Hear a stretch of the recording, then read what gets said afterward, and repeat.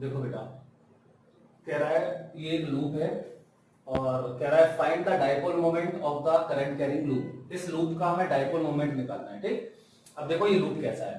पहले तो ये एक लूप है, मतलब यहाँ पे ए साइड इसकी ए है, ये ए सब ए साइड दिया है और इसमें करंट देखो ऐसे फ्लो हो रही है। ठीक, अब मैंने आपको सिखाया था कि अगर हमारे पास एक लूप है, ये क्लोज्ड लूप है और इसमें करंट फ्लो हो रही है आई, तो हम इसका डाइपोल मोमेंट निकालते हैं I into area enclosed by the loop. ठीक है, लेकिन पहली कंडीशन ये है कि लूप क्लोज्ड होना चाहिए और इसका आई, अच्छा इसकी डायरेक्शन क्या होगी, एरिया वेक्टर की डायरेक्शन। वो कैसे निकालोगे, करंट को राइट हैंड से कर्ल करोगे।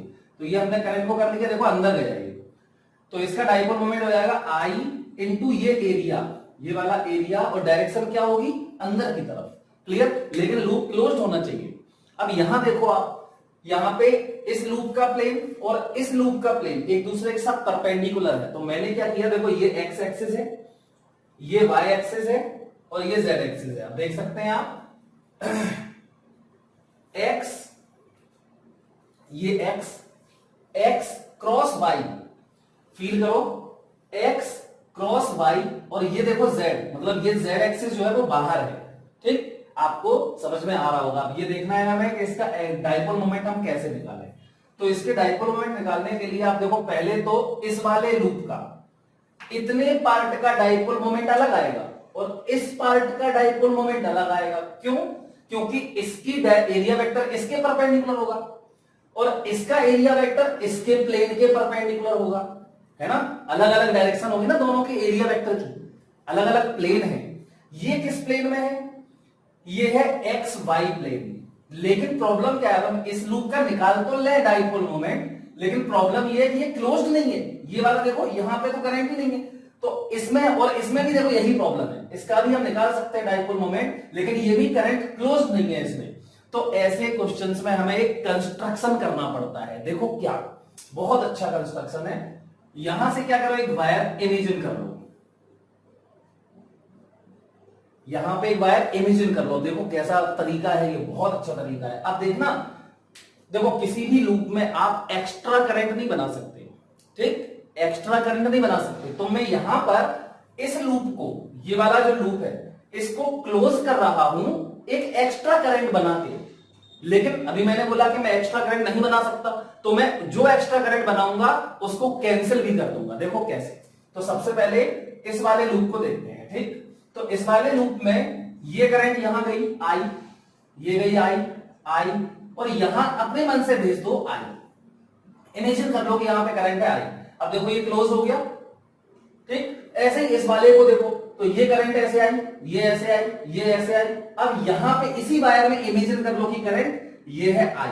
देखो कैंसिल हो गई करंट आई और दोनों लूप हमारे क्लोज्ड भी हो गए। मतलब हम अब दोनों का अलग अलग डाइपोल मोमेंट निकाल सकते हैं। तो ये बहुत अच्छा प्रोसेस है, ये ध्यान रखना है। ठीक, चलो, तो हमने करंट को इस वायर में इस तरफ और इस तरफ प्रोड्यूस कर दिया, मतलब नेट करंट तो मैंने जीरो बनाई, तो कोई फर्क नहीं पड़ेगा। अच्छा है, चलो इसका देखते हैं। तो इसका डाइपोल मोमेंट हो जाएगा m1 वेक्टर मान लेते हैं। ठीक, m1 वेक्टर, डाइपोल मोमेंट को या तो म्यू वेक्टर लिखते हैं या m लिखते हैं। मैं अब m लिखूंगा। क्लियर, चलो, तो m1 वेक्टर हो जाएगा i इंटू एरिया।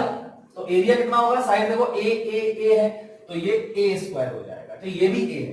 क्लियर, तो i इंटू इसका एरिया क्लोज्ड इनक्लोज्ड ए स्क्वायर हो जाएगा। स्क्वायर का एरिया क्या होता है, साइड का स्क्वायर। चलो, तो अब डायरेक्शन की, क्योंकि वेक्टर है तो डायरेक्शन कैसे लिखें हम इसकी, तो क्या होता है, प्लेन के परपेंडिकुलर कर्ल करते हैं। देखो m vector direction i into area vector, और एरिया वेक्टर परपेंडिकुलर तो होता है प्लेन के, लेकिन ऐसा और ऐसा कैसे भी हो सकता है वो तो कर्ल करो फिंगर्स से, जो थंब बताएगा वो डायरेक्शन होगा एरिया वेक्टर का। देखो इसमें ऐसे जा रहा है करंट, तो ये कर्ल होगा, मतलब ये प्लेन के परपेंडिकुलर अंदर की तरफ। तो ये प्लेन कौन सा है, एक्स वाई प्लेन है ये, है ना। तो एक्स वाई प्लेन के परपेंडिकुलर क्या आएगा, जेड एक्सिस, लेकिन अंदर जा रहा है। देखो ये अंदर जा रहा है, मतलब माइनस के कैप। तो ये हो गया माइनस के कैप। ऐसे ही m2 वेक्टर लिख दो, तो इसका i इंटू ए स्क्वायर, और डायरेक्शन, अब देखो डायरेक्शन के लिए तो इसको कर्ल करो, ये देखो ऐसे जा रही है करंट, तो ये कर्ल होगा, मतलब ये इस प्लेन के परपेंडिकुलर अंदर की तरफ अब देखो क्या होगा, तो अंदर की तरफ क्या आएगा, देखो पहले ये प्लेन कौन सा है, एक्स जेड, एक्स और ये जेड, तो एक्स जेड प्लेन है और उसके परपेंडिकुलर ऊपर नहीं आ रहा, अंदर जा रहा है, देखो ये अंदर, तो अंदर कौन सा आएगा, वाई एक्सिस और नेगेटिव वाई एक्सिस, मतलब कि माइनस जे कैप। तो टोटल एम वेक्टर बराबर क्या हो जाएगा, m1 vector plus m2 vector पूरे लूप का, तो m वेक्टर बराबर हो गया i इंटू ए स्क्वायर, बाहर अंदर बचेगा माइनस जे कैप माइनस के कैप, माइनस भी बाहर कर लो, तो ये m वेक्टर बराबर हो जाएगा i A square J cap plus के कैप। अब अगर इसका मैग्नीट्यूड पूछे वो, तो आई ए स्क्वायर, इसका मैग्नीट्यूड क्या होता है, अंडर रूट 1 का स्क्वायर प्लस 1 का स्क्वायर, मतलब अंडर रूट 2, ये आंसर है हमारा। ठीक, तो इस तरीके से आई होप ये वाला क्वेश्चन आप लोग जरूर समझ गए होंगे।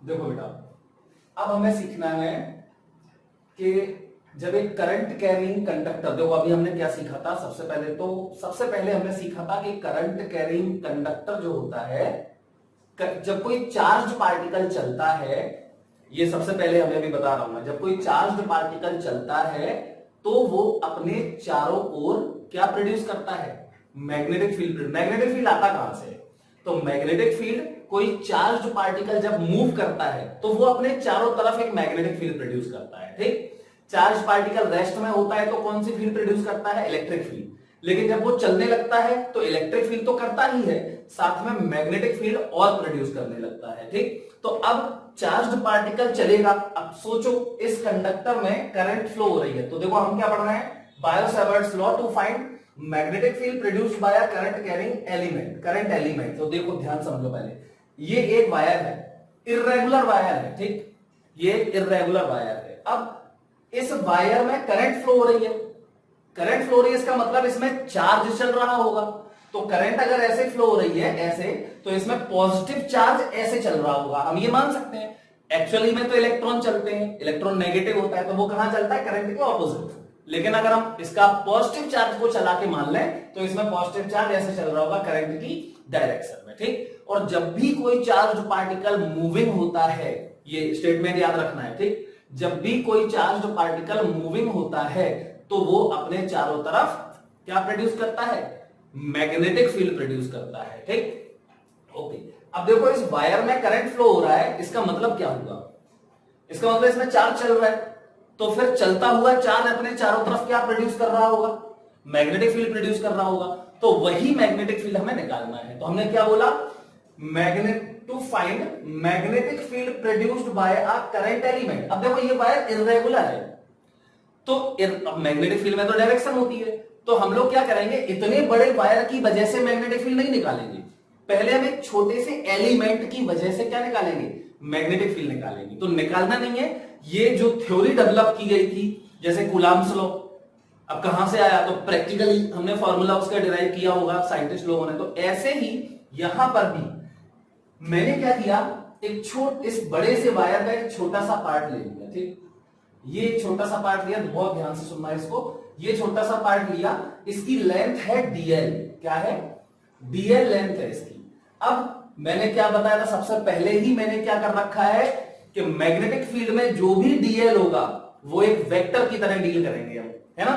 तो ये डीएल पे, डीएल वेक्टर जो है इसकी डायरेक्शन बताओ, ये वेक्टर है तो डायरेक्शन क्या होगी, तो डीएल पे टेंजेंट, तो इस डीएल पे टेंजेंट तो यही आएगी, देखो ऐसे साइड में बना दी मैंने थोड़ा सा, तो ये क्या है, अब टेंजेंट ऊपर भी हो सकती है नीचे भी हो सकती है, तो करंट की डायरेक्शन में, तो इस डीएल में करंट कहां फ्लो हो रही है, ऊपर की तरफ, इसलिए टेंजेंट की डायरेक्शन ऊपर की तरफ। क्लियर, तो ये हो गया हमारा छोटा सा क्या, आई डीएल वेक्टर, आई अलग लिख दो और डीएल पे वेक्टर लगा दो, आई डीएल वेक्टर, ये हो गया I dl vector. Clear, dl vector है जिसमें करंट आई फ्लो हो रही है, तो आई वेक्टर नहीं है, डीएल वेक्टर है, लेकिन तो इसकी डायरेक्शन ये हो गई।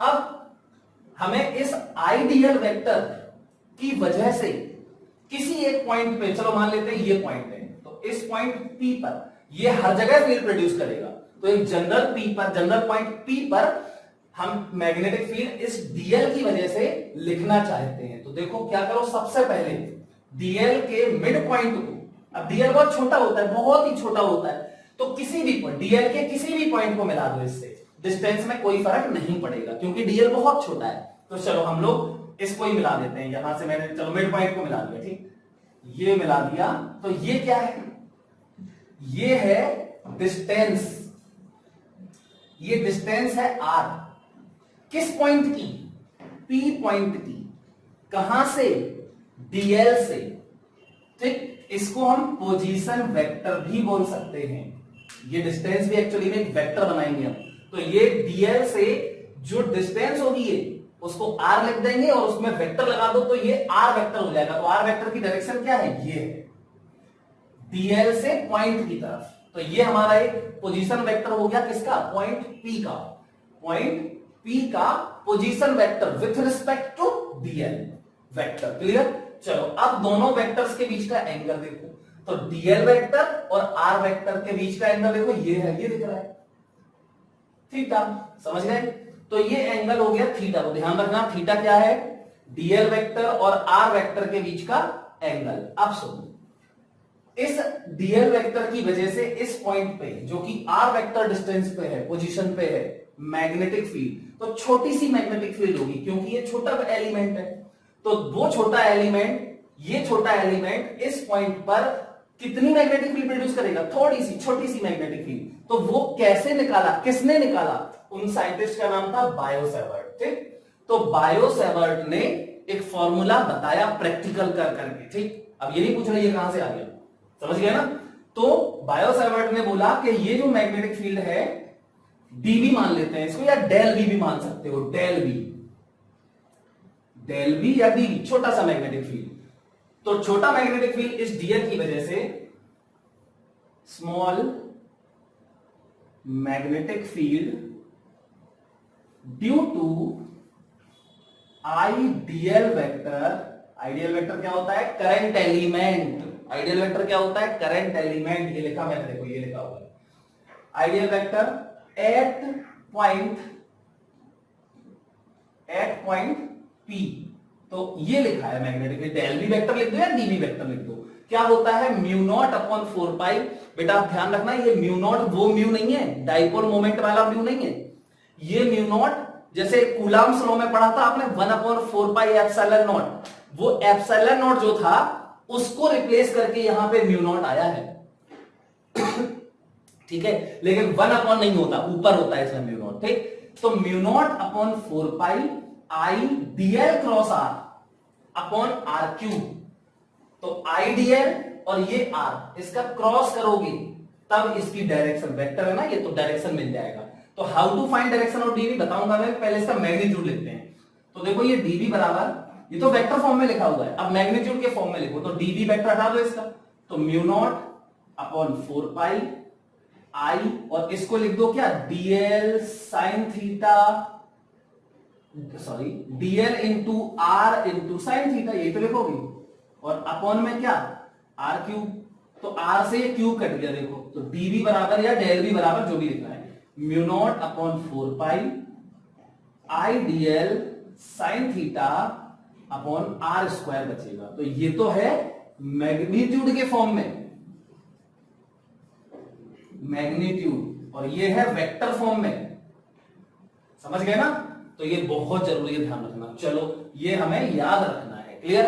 अब हमसे कह रहा है कि how to find direction of dB, मतलब ये जो आइडियल वेक्टर ने यहां पे मैग्नेटिक फील्ड प्रोड्यूस किया है, कितना प्रोड्यूस किया यहां पे मैग्नेटिक फील्ड, डीबी, उसकी डायरेक्शन क्या होगी, तो ये लिखा हुआ है फॉर्मूले में दिख रहा है, डीएल क्रॉस आर, तो करो डीएल क्रॉस आर, तो right, dl cross r, cross कहां से करते हो, राइट हैंड से तो डीएल कहां है, देखो ये है डीएल, ये डीएल गया, और आर की तरफ कर करो छोटे, ये वाला एंगल, ठीक। अब हम ऐसे भी कर सकते हैं डीएल में, देखो ऐसे, ये देखना ये, और फिर ऐसे मोड़ोगे तो ऐसे थोड़ी मोड़ दोगे, उल्टा ये ऐसे, अब देखो कितना बड़ा एंगल से घूमना पड़ेगा, आर तक जाना है ना हमें, तो इसलिए अंदर, थंब को अंदर कर लो पहले, और ये डीएल की तरफ फिंगर्स करके छोटा सा एंगल से घुमा दिया, तो ये थंब बताएगा हमें इसकी डायरेक्शन, समझ गए। डीएल क्रॉस आर, फिर से देखो ये डीएल क्रॉस आर, हो गया आर, अंदर गया थंब, तो इस यहां पे मैग्नेटिक फील्ड की डायरेक्शन हो गई क्रॉस, मतलब परपेंडिकुलर टू प्लेन, अंदर, समझ में आ गई होगी बात सबको। अगर मैं यही पॉइंट, ये वाला पॉइंट मान लो यहां पे ले लेता, यहां कहीं ले लेते, ये आर वेक्टर था, ये पॉइंट है पी। अब बताओ इस डीवी डीएल की वजह से यहां मैग्नेटिक फील्ड, तो यहां मैग्नेटिक फील्ड डीवी वेक्टर होता, क्या होता फॉर्मूला, थीटा, मान लो ये वाला एंगल होता थीटा, तो कुछ नहीं, फॉर्मूला तो यही आएगा, सब कुछ सेम है, जो यहां था आर वेक्टर वही यहां हो गया, थीटा वही है, आर वेक्टर और डीएल वेक्टर के बीच का एंगल देखो थीटा है, लेकिन डायरेक्शन बदल जाएगी। करो अच्छा डीएल क्रॉस आर, तो देखो ये डीएल और क्रॉस आर ये है, देखो क्रॉस आर, तो डीएल वेक्टर क्रॉस आर, देखो बाहर आ गया था, मतलब यहां मैग्नेटिक फील्ड बाहर की तरफ है, तो डॉट से रिप्रेजेंट करेंगे। तो आई होप बहुत सिंपल बात मैंने बताई है और आप लोग इसको जरूर समझ गए होंगे। तो ये फॉर्मूला आपको ध्यान रखना है, और इसी में थोड़ा सा मैं इसके बारे में और बता दूं। तो देखो याद करना है ये तुम्हें, म्यू नॉट अपॉन 4 पाई में म्यू नॉट क्या है, म्यू नॉट है, जैसे वहां पे एप्सिलॉन नॉट क्या था, परमिटिविटी ऑफ फ्री स्पेस और एयर, यहां पे म्यू नॉट है परमिएबिलिटी, परमिएबिलिटी ऑफ एयर और वैक्यूम, एयर और वैक्यूम, क्लियर। चलो तो म्यू नॉट हो गया ये। अब यहां पे ये याद रखना है आपको, तो म्यू नॉट अपॉन 4 पाई की वैल्यू क्या होती है वो भी बता देता हूं, 10⁻⁻7 होती है, ठीक। अब 10⁻⁻7 इसकी वैल्यू होती है। अब इसका यूनिट और निकालते हैं, तो इसकी क्या यूनिट लिखोगे यहां पे, तो देखो ध्यान से सुनना, डीवी बराबर क्या है, डीवी बराबर है mu naught upon 4 pi I dl sine theta upon are square. तो अब डीवी की यूनिट याद करो, बता चुका हूं मैं, डीवी की मैग्नेटिक फील्ड की यूनिट थी एफ बराबर आई डीएल साइन थीटा से निकाली थी न्यूटन पर एम्पियर मीटर, या फिर इसी को टेस्ला भी बोलते हैं, है ना।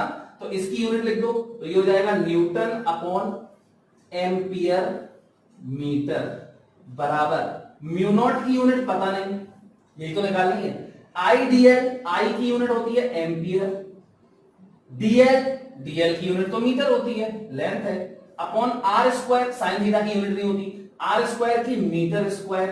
तो देखो ये मीटर से ये स्क्वायर खत्म हो गया, और इस मीटर से पूरे खत्म, ये भी मीटर खत्म हो गया, मतलब म्यू नॉट की जो यूनिट आ गई वो हो गई 4 पाई की, तो थोड़ी कोई यूनिट होती है, तो Newton upon ampere square, Newton upon ampere square, ये इसकी यूनिट होगी। तो यहां लिख देते हैं न्यूटन पर एम्पियर स्क्वायर, ठीक है, न्यूटन पर एम्पियर मीटर, ये एम्पियर, डीएल की मीटर, आर स्क्वायर की मीटर स्क्वायर, देखो मीटर, ये मीटर कट गया, एक मीटर इससे कैंसिल हो जाएगा, तो म्यू नॉट के एम्पियर यहां आ जाएगा, ठीक। तो ये न्यूटन पर एम्पियर स्क्वायर हो गया। अब म्यू नॉट की वैल्यू क्या होगी, 4 पाई को इधर कर दो, तो 4 पाई इंटू 10⁻⁻7 न्यूटन पर एम्पियर स्क्वायर, क्लियर।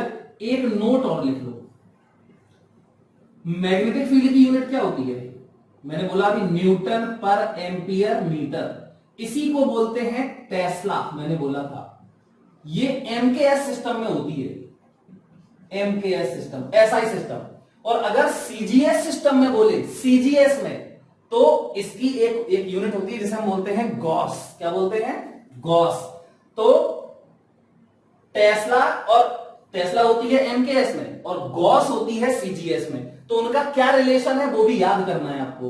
तो 1 टेस्ला इक्वल होता है 10⁻⁴ गॉस, ये भी याद रखना है। गॉस भी मैग्नेटिक फील्ड की ही यूनिट है, लेकिन सीजीएस में रिलेशन क्या है, टेस्ला इक्वल 10⁻⁴ गॉस। तो कहीं अगर गॉस लिखा है, मतलब एक गॉस बराबर क्या होगा, 1 गॉस इक्वल 10⁻⁻⁴ टेस्ला।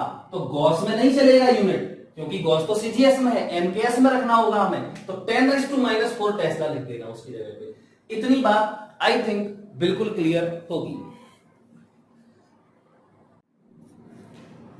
देखो बेटा, हमें क्या सीखना है, अभी हमने एक छोटे से डीएल की वजह से मैग्नेटिक फील्ड निकालना सीखा, फॉर्मूला आपको याद होगा, ठीक। अब कह रहा है कि अगर छोटा सा एलिमेंट था, अब मैं इतना बड़ा मैंने वायर ले लिया, लेकिन ये वायर है कैसा, आर्क शेप्ड है, आर्क जैसा वायर है, जिसमें करंट कितनी फ्लो है, देखो आई, और इसकी रेडियस कितनी है आर्क की, आर, ठीक। और ये जो आर्क है, आर्क शेप्ड वायर है, इसके दोनों एक्सट्रीमिटीज, मतलब ये और ये, P और Q मान लेते हैं, ठीक। तो ये सेंटर पे देखो, ये सेंटर है, इस पूरे को अगर इमेजिन करो ऐसे तो ये सेंटर आएगा सर्कल का। तो इस सेंटर पे कितना एंगल बना रहा है, देखो अल्फा एंगल सबटेंड कर रहा है, मतलब ये आर एंगल जो सबटेंड कर रहा है कहां पे, सेंटर पे, वो अल्फा है। तो कह रहा है बताओ इस वायर की, देखो इसमें करंट फ्लो हो रहा है ना, तो करंट कैरिंग वायर हो गया ये तो मैग्नेटिक फील्ड प्रोड्यूस करता है। तो कह रहा है यहां पे बताओ कितना मैग्नेटिक फील्ड प्रोड्यूस करेगा ये वायर। तो magnetic field due to a current carrying arc shaped wire at its centre. चलो तो क्या करें अब हम, सबसे पहले एक छोटा सा डीएल लो, पहले डीएल की वजह से मैग्नेटिक फील्ड निकालोगे, फिर उसको इंटीग्रेट करोगे, तब आएगा ना टोटल मैग्नेटिक फील्ड। चलो तो यहां पे मैंने डीएल लिया,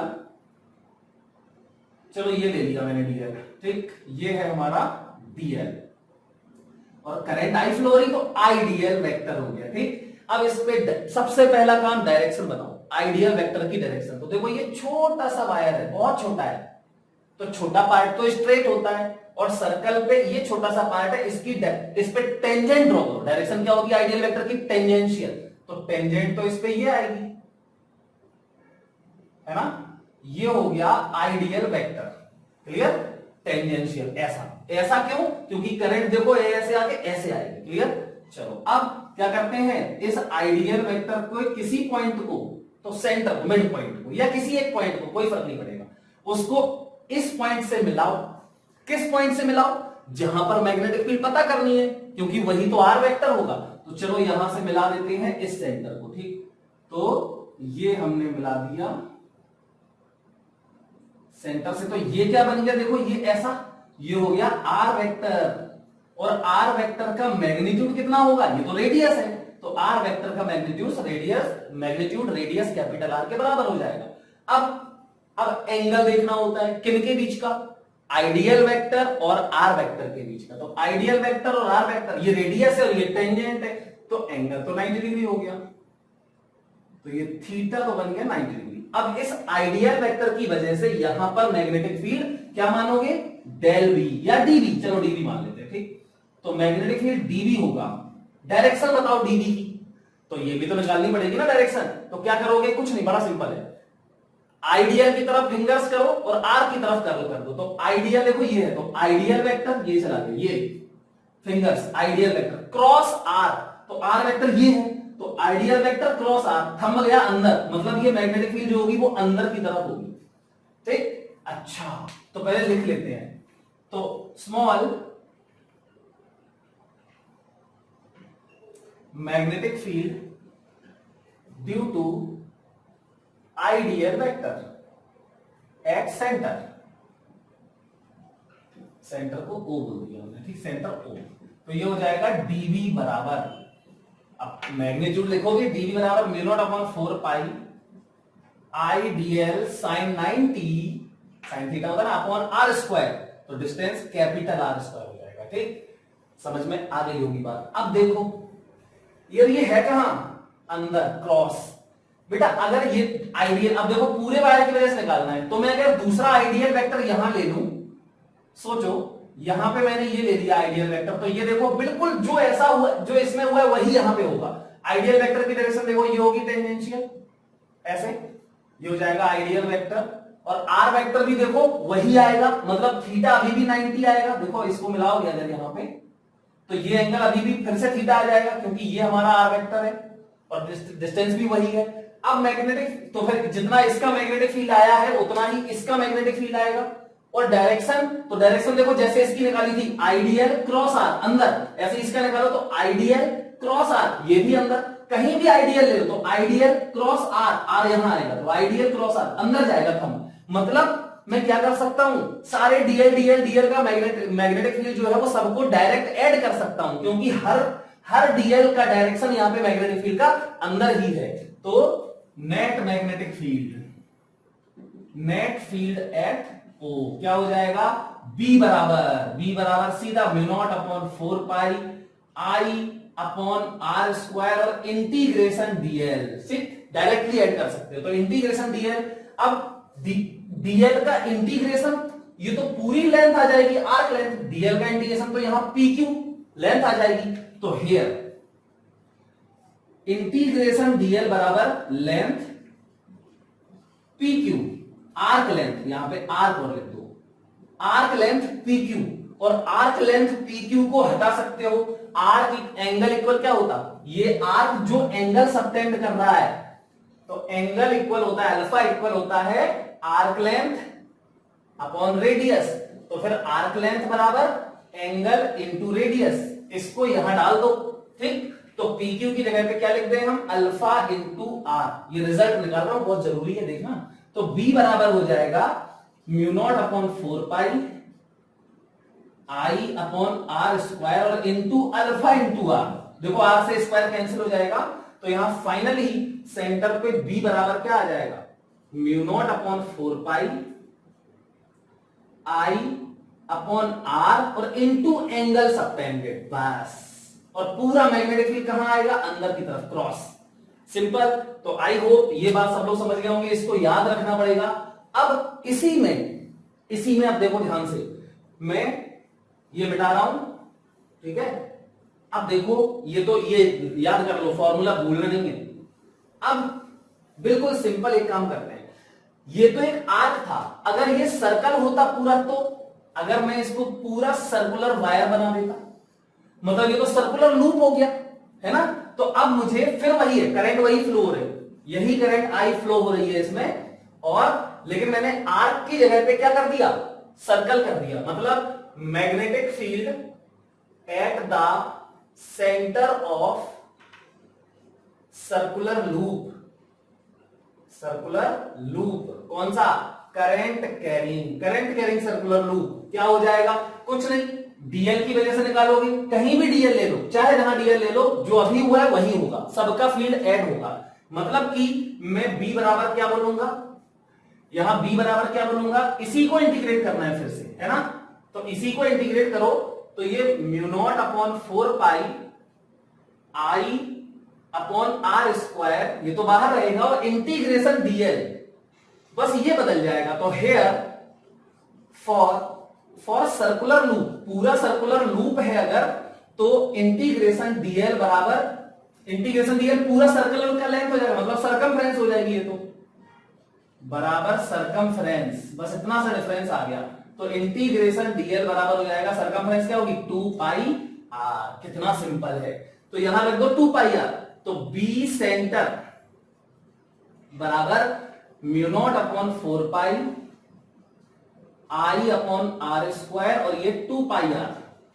तो देखो आर से स्क्वायर खत्म, तो ये बी सेंटर क्या आ जाएगा, लूप के सेंटर पे म्यू नॉट अपॉन 2 पाई आ जाएगा, देखो, है ना, mu naught upon 2 pi I by R. ये फॉर्मूला याद होना चाहिए, ये सर्कल के लिए है, और ये किसी जनरल आर्क के लिए है। कहां गया बी आर्क, क्या था, mu naught upon 4 pi I by R और इंटू अल्फा, ये था, ठीक। ये है आर्क के लिए, इसमें एंगल सबटेंडर आता है, और यहां पे ये फॉर्मूला।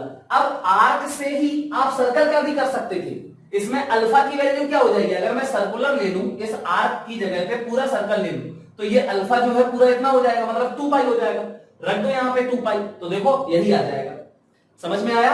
और ये डायरेक्शन अंदर, वही डायरेक्शन वैसे निकालेंगे बिल्कुल। तो आई होप ये बात सब लोग 100% समझ गए होंगे। अब देखते हैं, क्वेश्चन करते हैं इसका, ठीक। अच्छा बेटा एक बात और, ये सर्कल था पूरा, अगर सर्कल में मान लो और वायर लपेट दें एक और, मतलब दो लूप टर्न्स अगर 2 कर दें तो यहां 2 से मल्टीप्लाई हो जाएगा, 3 कर दें तो 3 से मल्टीप्लाई हो जाएगा, n टर्न्स कर दें तो n से मल्टीप्लाई हो जाएगा। तो इफ, नोट में लिख देना, if there are n turns in circular loop, then B बराबर हो जाएगा mu naught NI upon 2R। Clear, arc में तो होगा नहीं लूप, आर्क में तो बनेगा नहीं टर्न्स, लूप में ही बनेगा ना, तो इस फॉर्मूले में n से मल्टीप्लाई आ जाएगा। क्लियर, आई होप ये समझ गए होंगे। अब देखो क्वेश्चन करते हैं इसका, ठीक। तो क्वेश्चन कैसे बनता है इसका देखना, बहुत सिंपल क्वेश्चन बनते हैं। तो मान लेते हैं ये एक आर्क है, फिर हमने यहां पे एक ऐसा आर्क और बना दिया, ये कर लिया, ठीक। अब देखो इसका ये सेंटर है, ये सेंटर हो गया। अब देखो करंट कैसे फ्लो हो रही, तो ये करंट आ रही आई ऐसी, फिर यहां पे आ गई आई, फिर यहां ऐसे ऐसे ऐसे ऐसे, ये आई और यहां चली गई आई। ठीक, अब ये बताओ, ये मैं बिठा रहा हूं, ठीक,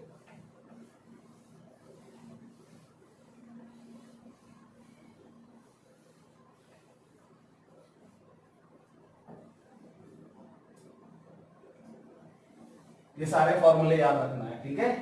अब अगर मान लो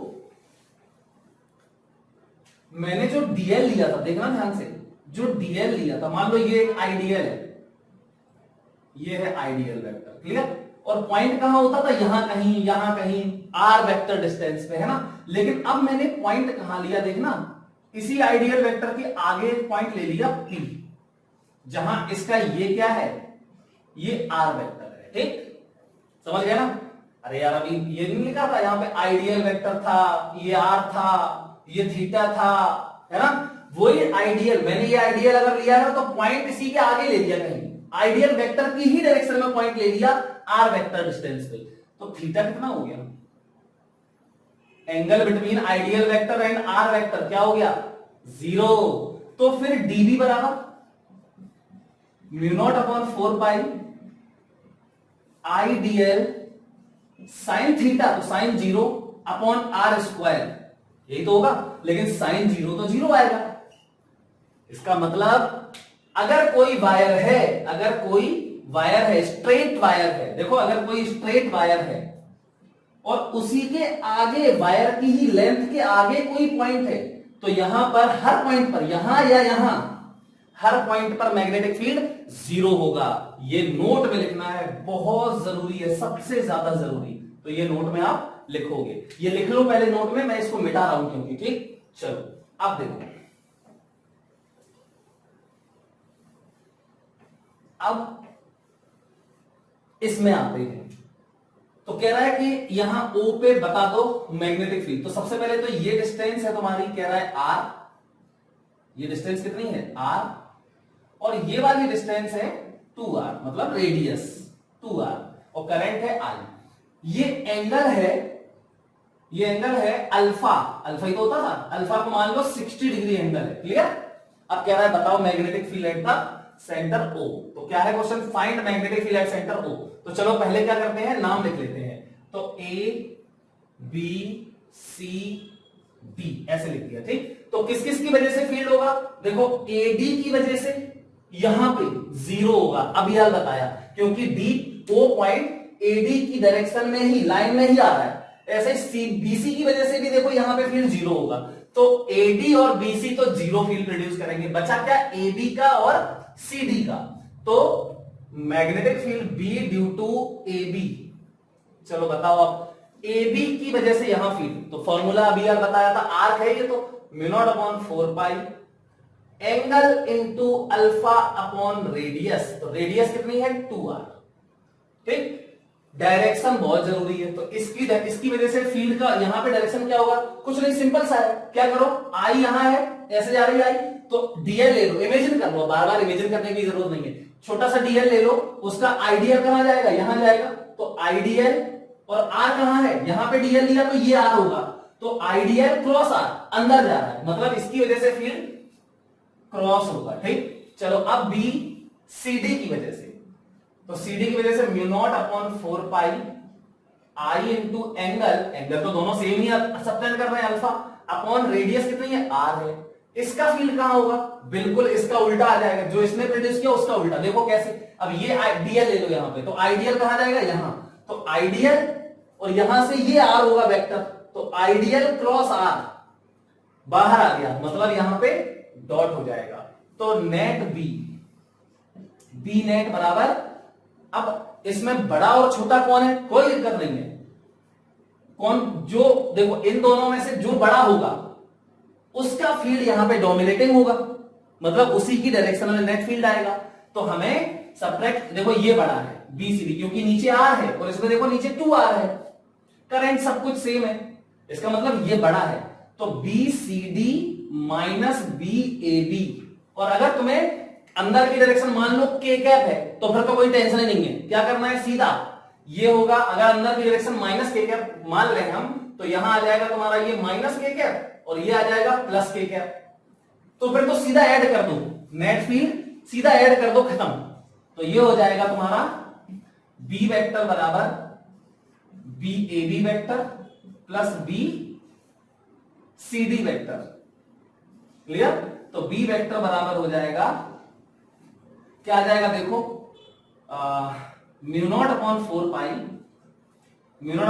पाई I alpha upon B A B, I alpha upon 2r, ये क्या है माइनस के कैप, तो माइनस के कैप और प्लस यहां पे हो जाएगा mu naught upon 4 pi I alpha upon r, ये प्लस के कैप। अब देखो क्या आ जाएगा, ये बी वेक्टर बराबर आंसर आ गया हमारा, ये कोई हाफ है इसका, तो ये वाला बचेगा हाफ। तो ये हो जाएगा mu naught upon 4 pi I alpha upon 2r बचेगा, और ये प्लस के कैप वाला आएगा क्योंकि ये बड़ा है। ठीक, ये आंसर हो गया। अल्फा की वैल्यू 60 डिग्री, अब जनेंगे 60 रख दो यहां पे, अल्फा की वैल्यू रेडियन में रखेंगे, मतलब पाई बाई 3 रखोगे, तो यहां रख दो अल्फा की value pi by 3, answer. Clear? तो आई होप ये वाली बात सब लोग 100% समझ गए होंगे। देखो बेटा, अभी हमने सर्कुलर लूप की वजह से सेंटर पे मैग्नेटिक फील्ड निकाला, आर्क की वजह से उसके सेंटर पे मैग्नेटिक फील्ड निकाला, एक छोटे से डीएल की वजह से मैग्नेटिक फील्ड निकालना सीखा था सबसे पहले। क्लियर? अब देखो वही करंट कैरिंग लूप ये है, ऐसे करंट कैरिंग लूप रखा हुआ है, ये ऐसे नहीं रखा, ये है, ये बोर्ड के प्लेन के परपेंडिकुलर ये रखा हुआ है, समझ गए ना?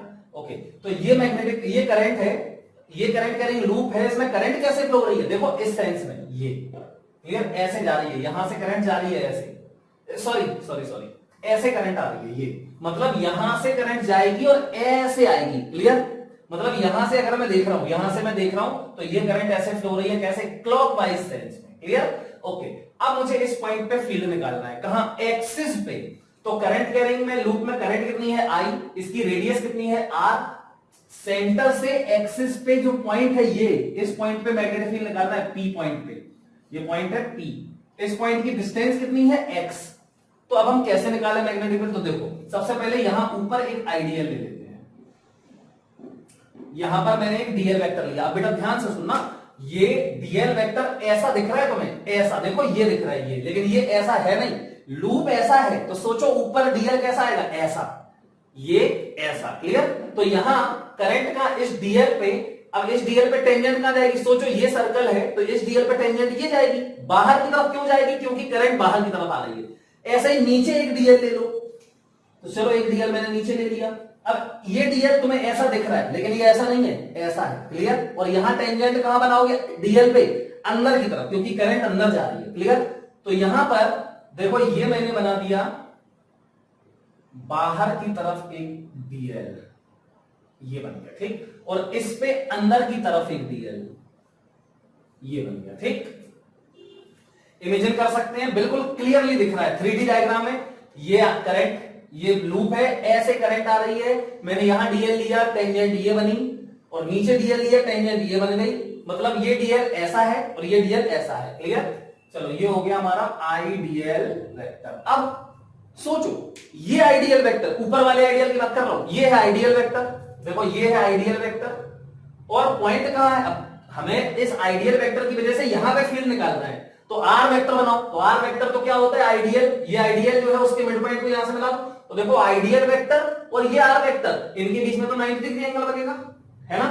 हर जगह कहीं भी आइडियल ले लो, अगर मैं यहां पे, ये लूप है, इसके सामने, आपके सामने बिल्कुल एक आइडियल ले लो, तो आइडियल ये होगा, सॉरी आइडियल ये होगा, और आइडियल ये होगा, मतलब ऐसा होगा आइडियल, और आर कहां होगा, ये लूप है, यहां डीएल लिया, तो ये आइडियल है, ऐसा होगा आइडियल, और आर कहां होगा, ऐसा, मतलब फिर से आइडियल और आर के बीच में 90 डिग्री एंगल ही बनेगा।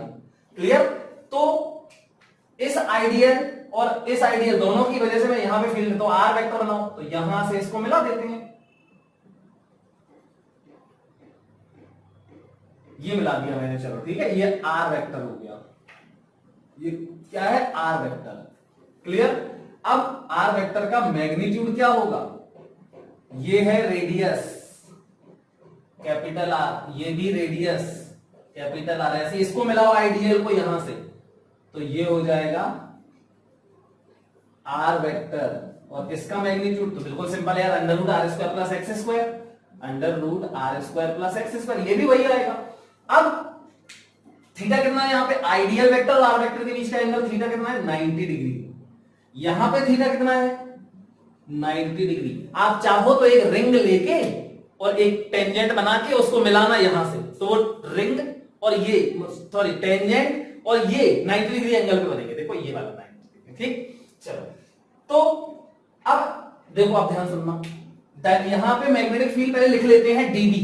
तो magnetic field due to ideal vector at P, ये हो जाएगा डेल बी या डीबी, कुछ भी लिख दो। चलो डीबी लिख दिया, तो डीबी बराबर वही mu naught upon 4 pi ideal sign 90 है। देखो अभी मैंने लिखा वहां पे थीटा 90, यहां पे भी थीटा 90 अपॉन आर स्क्वायर, मतलब डिस्टेंस का स्क्वायर। तो ये आर कितना है अंडर रूट आर स्क्वायर, तो अंडर रूट खत्म हो जाएगा, are square plus x square आ जाएगा। ये हो गया डीबी। डायरेक्शन बहुत जरूरी है। चलो तो इस डीएल की वजह से डायरेक्शन कहां आएगी, तो ये क्या करते हैं हम लोग, आइडियल क्रॉस आर। तो आइडियल कहां है, फिंगर्स करती है आइडियल, तो आइडियल तो यहां बाहर की तरफ था, है ना। देखो ये लूप था, इसमें ये आइडियल था, टेंजेंट ये थी, तो आइडियल तो ये हो गया, ये हो गया आइडियल, ये ऐसा बनेगा, ठीक। तो ये हो गया आइडियल, ठीक। अब आर वेक्टर कहां है, तो आइडियल ये है, आइडियल ये है ऐसा सामने, और आर वेक्टर कहां है, ये है। समझ गए ना, क्लियर। तो आइडियल क्रॉस आर करो, अब कहां आएगा, तो आइडियल क्रॉस आर जो होगा बिल्कुल बिल्कुल सिंपल है, देखना ध्यान से। ये आइडियल है और क्रॉस आर करना है, आर है ये, तो आइडियल क्रॉस आर जो होगा वो ये आएगा। देखो आइडियल ऐसा सामने और क्रॉस आर मतलब यहां पे आर है, ठीक, क्लियर। तो आइडियल और क्रॉस आर करना है अगर आपको, तो ऐसे करना पड़ेगा, मतलब ये आइडियल है और ये आर है, तो सोचो इनका क्रॉस कहां आएगा, आइडियल और इनका क्रॉस कहां आएगा।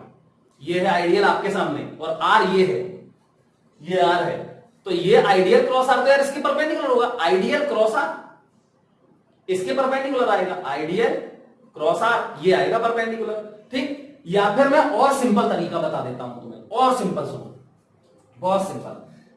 क्या करो, सिंपल बता रहा हूं, सुनना ध्यान से। इसको बोलते हैं, एक ये लॉ है right hand palm rule, right hand palm rule. या तो आइडियल क्रॉस आर करो, अगर तुम्हें उसमें थोड़ी सी तकलीफ हो जाए तो राइट हैंड पाम रूल। तो देखो राइट हैंड पाम रूल क्या है, राइट हैंड पाम रूल बोलता है कि अपने राइट हैंड को स्ट्रेच करो, पूरा स्ट्रेच कर लिया ऐसे।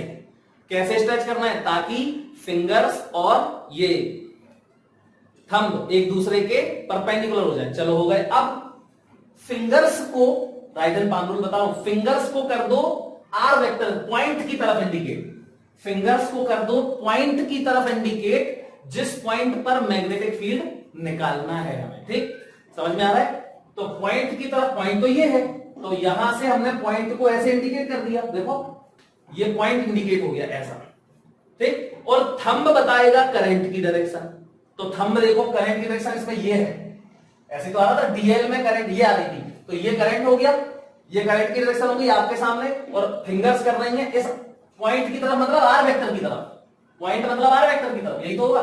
और थंब देखो बाहर की तरफ, तो इस थंब, इस पाम पे परपेंडिकुलर, पाम पे परपेंडिकुलर, यहां नहीं उल्टे पे परपेंडिकुलर नहीं, सीधे पे पाम पे परपेंडिकुलर जो होगा वो डायरेक्शन होगी मैग्नेटिक फील्ड की, क्लियर। चलो देखो, तो यहां थंब हो गया करंट की डायरेक्शन में, हमेशा याद रखना करंट की डायरेक्शन में थंब हो गया, और पाम कर रहा है आर की तरफ इंडिकेट, देखो ये कर दिया आर वेक्टर की तरफ, मतलब पॉइंट की तरफ। तो इस पॉइंट पे परपेंडिकुलर, पाम पे परपेंडिकुलर मतलब आर वेक्टर पे परपेंडिकुलर, ये पी पॉइंट बाद में लिख दें, मतलब ये 90 डिग्री, ठीक। ये होगा मैग्नेटिक फील्ड का डायरेक्शन, ये है डीबी वेक्टर, क्लियर। वेक्टर हटा दो, डीबी डायरेक्शन ये रिप्रेजेंटेड है।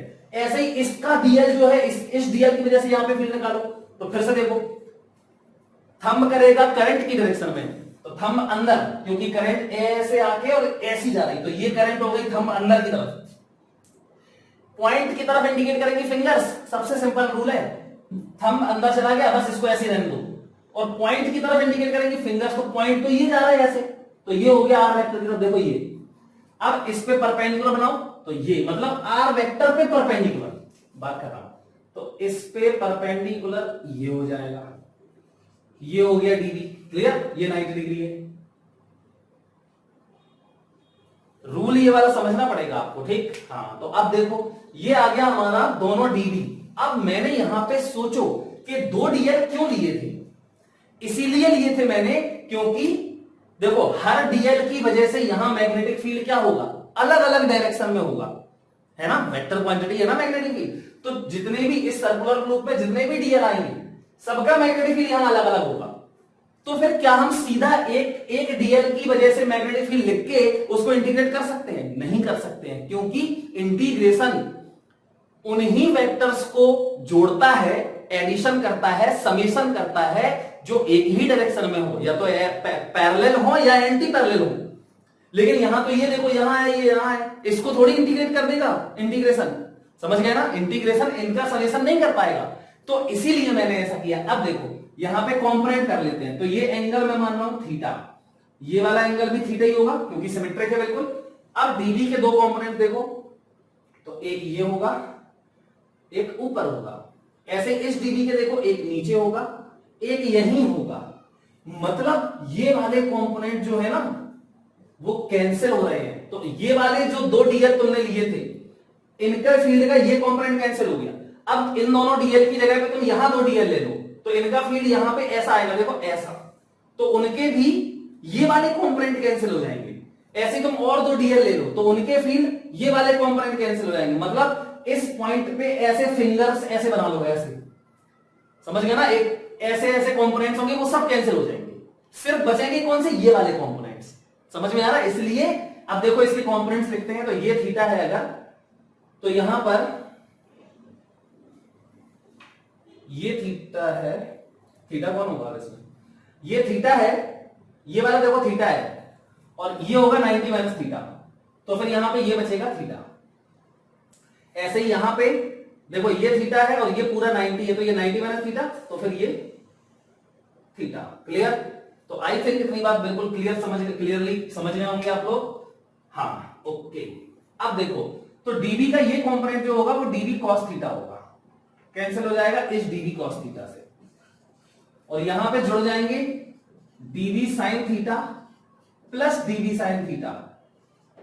अब इसको 2 डीबी साइन थीटा मत लिख देना, क्योंकि मुझे क्या करना है, किसी एक एलिमेंट का डीबी साइन थीटा जो है उसको इंटीग्रेट करना है पूरे लूप के लिए, तो अपने आप पूरे लूप के सारे कंपोनेंट्स ये वाले ऐड हो जाएंगे। अब तुम इन्हीं में 2 डीबी साइन थीटा को इंटीग्रेट कर दोगे तो डबल आंसर आ जाएगा उसका, जो लूप का होगा उससे डबल हो जाएगा, क्लियर। तो हम क्या करेंगे, यहां पर जो नेट मैग्नेटिक फील्ड होगी, net magnetic field at P, उसको बी नेट मान रहा हूं मैं, ठीक। तो बी नेट बराबर होगा इंटीग्रेशन डीबी साइन थीटा का इंटीग्रेशन, तो इंटीग्रेशन डीबी साइन थीटा,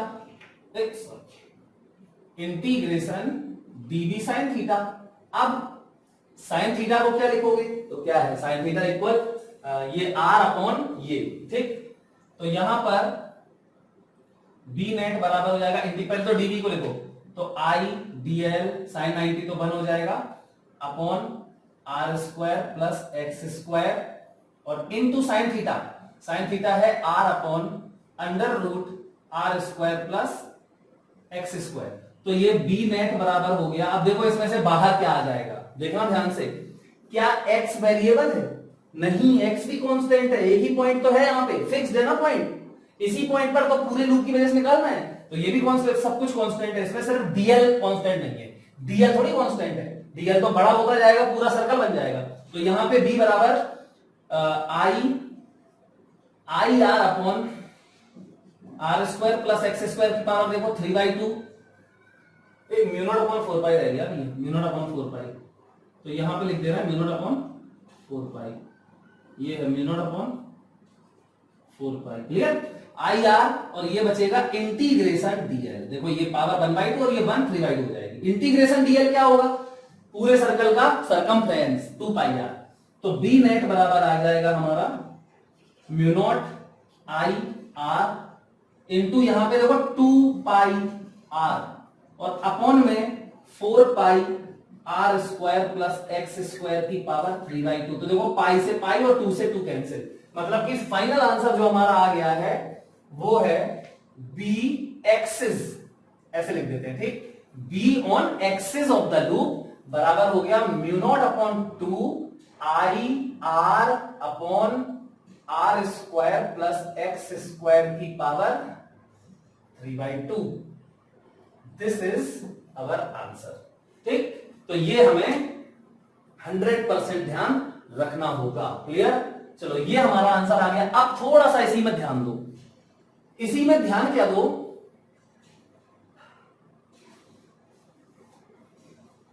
यार एंगल मैंने सही लिखे ना, ये थीटा है, ये अगर थीटा है और ये 90 डिग्री है, इस पे ये एंगल थीटा माना है मैंने, और इस पे ये भी 90 है, तो ये 90 माइनस थीटा होगा और ये थीटा होगा, सही लिखा है ना। साइन थीटा इक्वल सही है, ओके। तो ये हमारा फॉर्मूला है इसका। हाँ देखो बेटा ये बिल्कुल क्लियर है, आई थिंक सब लोग समझ गए होंगे। बस यहाँ पे आर और ये आर, तो यहाँ पे आर स्क्वायर आएगा, ठीक, ये ध्यान रखना। अब डायरेक्शन क्या है, तो देखो ये है डायरेक्शन, ठीक। एक्स एक्सिस मान लेते हैं इसको, एक्स एक्सिस है तो यहाँ पे इसकी डायरेक्शन आ जाएगी, क्लियर। अब देखो ये वाला तो मैं मिटा देता हूं, अब इसी में कुछ केस देखते हैं, ठीक। जैसे आपको याद होगा ऐसा ही फॉर्मूला मैंने इलेक्ट्रोस्टैटिक्स में यूनिफॉर्मली चार्ज्ड रिंग की वजह से एक्सिस पे इलेक्ट्रिक फील्ड निकाला था। तो वहां पे आता था 1/4 के Q into X upon are square plus x square power 3/2, याद है ना। हाँ तो यहां पर अब देखो, अगर यहां पे फील्ड पूछी जाए तो इस तरफ है, अगर मैं यहीं पे यहां पे इस तरफ यहां पॉइंट ले लेता तो इसकी डायरेक्शन क्या आती, तो बिल्कुल यार सिंपल है, यहां निकाल लो। जैसे ये आइडियल था तो ये आइडियल है, ये आइडियल वेक्टर देखो अभी कैसे बनाया था, ऐसे बनाया था, ये आइडियल वेक्टर है ना। तो फिर वही ये आइडियल देखो, ये वाला लूप है, यहां से देखो ये इस पॉइंट पे निकालना है, तो ये आइडियल ये लूप है, यहां आइडियल की डायरेक्शन क्या होगी, ऐसी।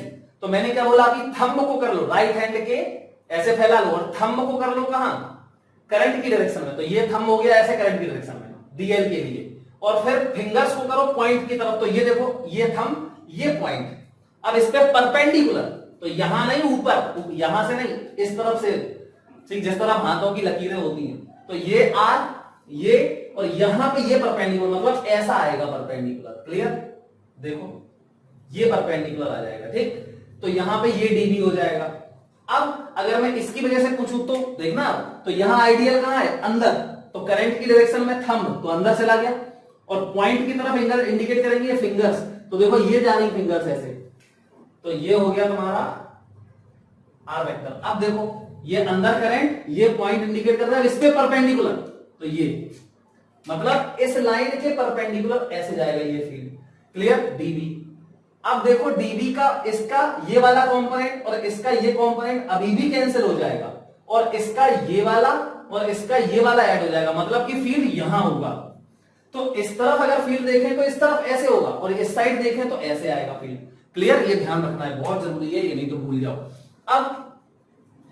अब बेटा देखो इसी में ये फॉर्मूला बी एक्सिस के लिए मैंने डिराइव किया है, ठीक। क्या है, mu naught I R, mu naught upon 2 I R square और नीचे R square plus x square की पावर 3/2।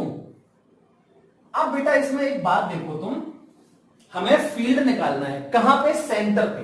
तो केस फर्स्ट एट सेंटर, यार सेंटर पे तो हम निकाल चुके हैं, इस लूप के सेंटर पे फील्ड तो इसके पहले ही निकाला है, mu naught upon 2 I by radius, mu naught upon 2 I by radius ये होता था। तो चलो देखते हैं इससे भी आ जाएगा क्या, मतलब अगर इसी पॉइंट को मैं सेंटर पे लेके आ जाऊं, मतलब x की वैल्यू क्या हो गई 0, तो एट सेंटर x बराबर 0, तो इसमें डालो तो बी सेंटर क्या आ जाएगा, देखो mu naught upon 2 I r² upon r² plus 0, x तो 0 हो गया, तो देखो ये r² की पावर 2 मतलब सॉरी 3/2, तो ये r की r² की पावर 3/2 मतलब r³ बचेगा नीचे और ऊपर r² है, तो ये हो जाएगा mu naught upon 2 I by नीचे एक r बच जाएगा। तो देखो ये उससे इससे भी आ गया बी सेंटर, क्लियर, ओके। अब देखो ध्यान से, बी सेंटर तो ये आ गया हमारा।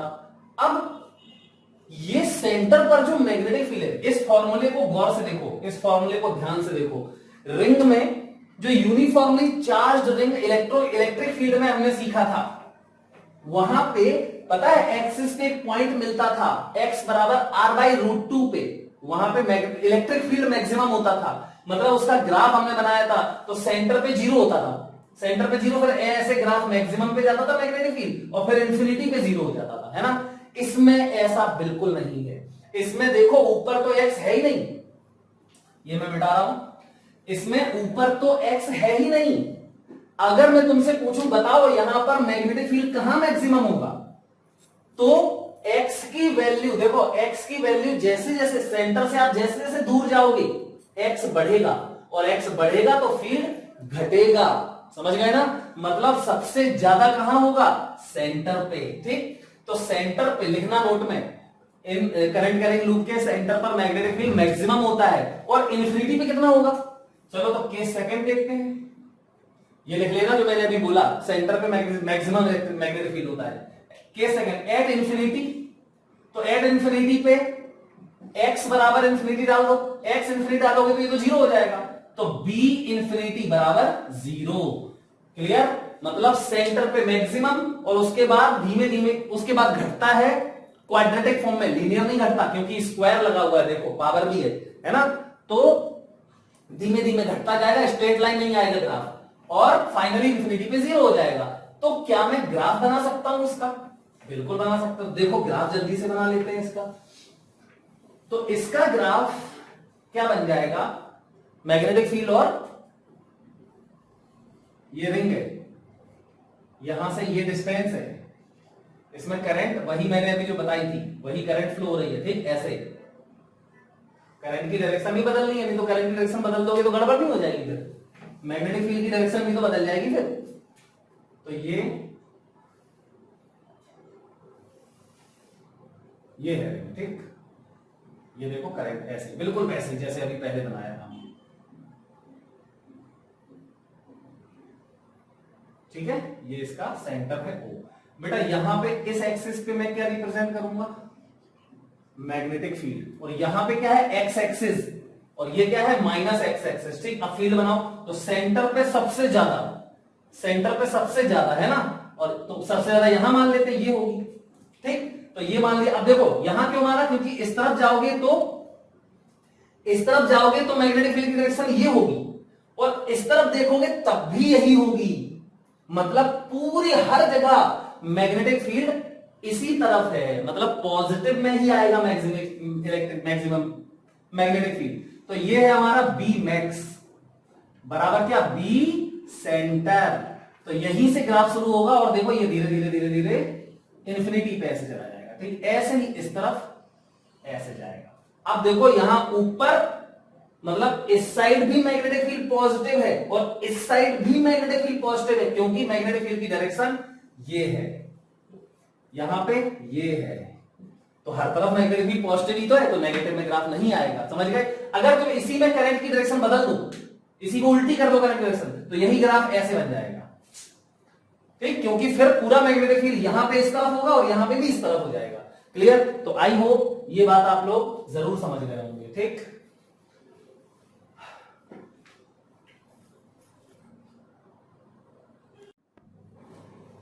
देखो बेटा अभी तक हमने सर्कुलर लूप की वजह से, आर्क की वजह से, उसके सेंटर पे, एक्सिस पे मैग्नेटिक फील्ड निकाला, ठीक है। अब आपको याद होगा इलेक्ट्रिक फील्ड में याद करो, एक फाइनाइट वायर था जिसपे चार्ज डिस्ट्रीब्यूट था यूनिफॉर्मली, लैम्डा चार्ज डेंसिटी थी, ठीक है। उससे r डिस्टेंस पे एक पॉइंट पे इलेक्ट्रिक फील्ड निकालते थे। अब यहां पे क्या है, वही है बिल्कुल, एक फाइनाइट वायर है, देखो ये फाइनाइट वायर है, और ये पॉइंट है, ये पॉइंट जो है वायर से कितनी परपेंडिकुलर डिस्टेंस पे है, आर, ये है आर, ठीक। और इसमें करंट फ्लो रही है आई।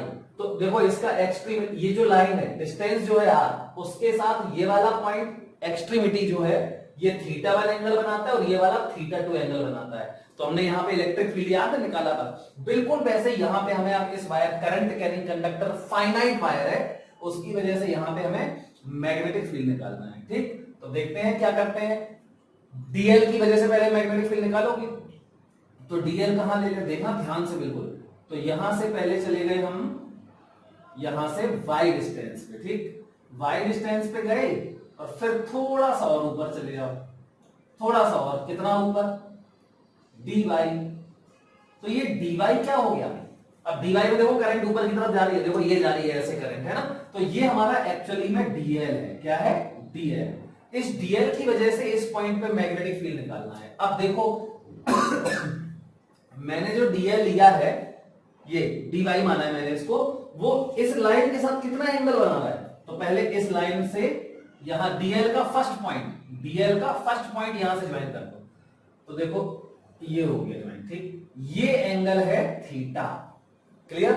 अब बिल्कुल ध्यान से सुनना, ये डीएल है, ध्यान रखना, ये आईडीएल है हमारा, ये क्या है, आइडियल वेक्टर, और ये है आर। आइडियल वेक्टर से इस पॉइंट, पहले हम क्या करेंगे, इस आइडियल वेक्टर की वजह से इस पॉइंट पे मैग्नेटिक फील्ड निकालेंगे डीवी, और उसको इंटीग्रेट कर देंगे। तो क्या करते हैं, पहले हमें करना क्या होता है, देखो magnetic field at P due to ideal vector, ठीक, आइडियल वेक्टर, उसको मैंने डी वाई मान लिया है, कोई फर्क नहीं पड़ता।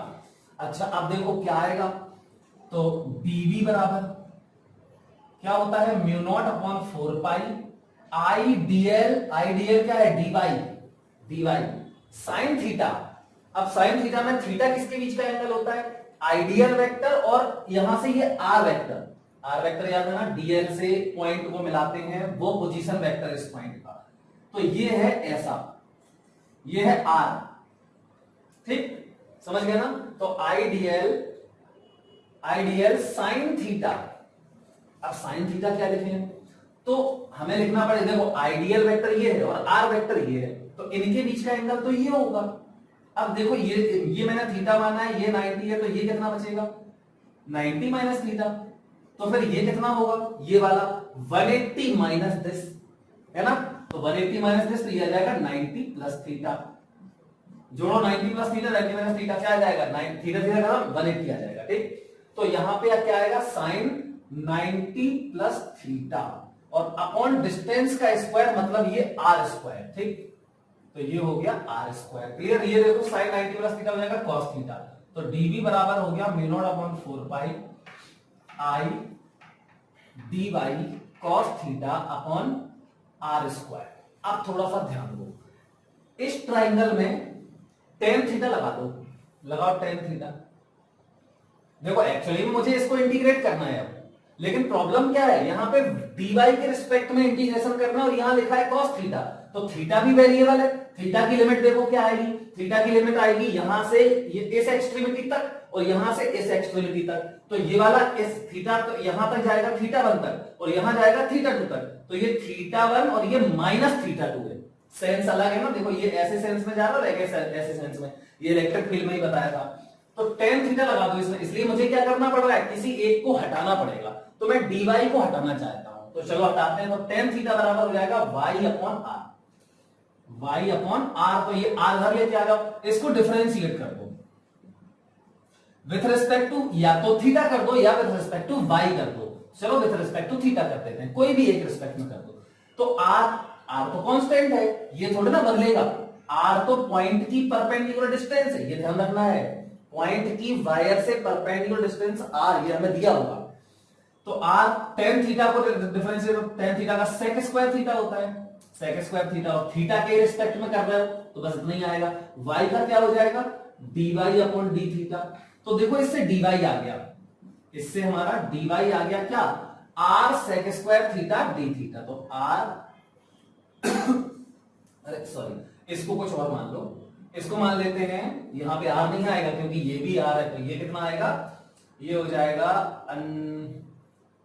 ये हो जाएगा under root are square plus Y square, ऐसे लिख दे रहे। ठीक, तो यहां पे बेटा सॉरी, आर डिस्टेंस का स्क्वायर होता है, क्या होता है, डिस्टेंस का स्क्वायर, मतलब ये आएगा under root are square plus Y square का होल स्क्वायर। तो यहां पे ये आ जाएगा are square plus Y square. Clear? चलो अब देखो तो dy बराबर क्या हो जाएगा, dy बराबर हो जाएगा R sec square theta into D theta. इसको यहां डाल दो, इसको यहां डाल दो, तो डालो इसको, तो ये dv बराबर आ जाएगा mu naught upon 4 pi I, dy को हटाओ तो ये देखो लिखा है r sec square theta D theta, ठीक, और इनटू ये देखो cos theta, into cos theta upon are square plus Y square, ये r square plus Y square. तो are square plus Y square जो है ये वाला, ये ऐसे ही लिख दो इसमें, तो are square plus Y square को मैं लिख सकता हूं, देखो ये लिखा है क्या, आर स्क्वायर वाई बराबर ये है ना, इसको भी यहां डालना है, तो y बराबर आर टेन थीटा, तो ये हो जाएगा are square tan square theta. ठीक, अब देखो तो dv बराबर फाइनली क्या आ गया हमारा, म्यू नॉट अपॉन 4 पाई आई, देखो ये r और यहां आर स्क्वायर ले लो कॉमन बाहर, क्या बचेगा, आर स्क्वायर कॉमन लोगे तो नीचे r बचेगा, तो ये r हो गया, और ऊपर देखो सेक स्क्वायर थीटा और नीचे बचेगा 1 प्लस टेन स्क्वायर थीटा, और 1 प्लस टेन स्क्वायर थीटा बराबर सेक स्क्वायर थीटा, तो सेक स्क्वायर थीटा कैंसिल हो जाएगा, ऊपर बचेगा देखो cos theta into D theta. तो ये तो हमारा dv आ गया।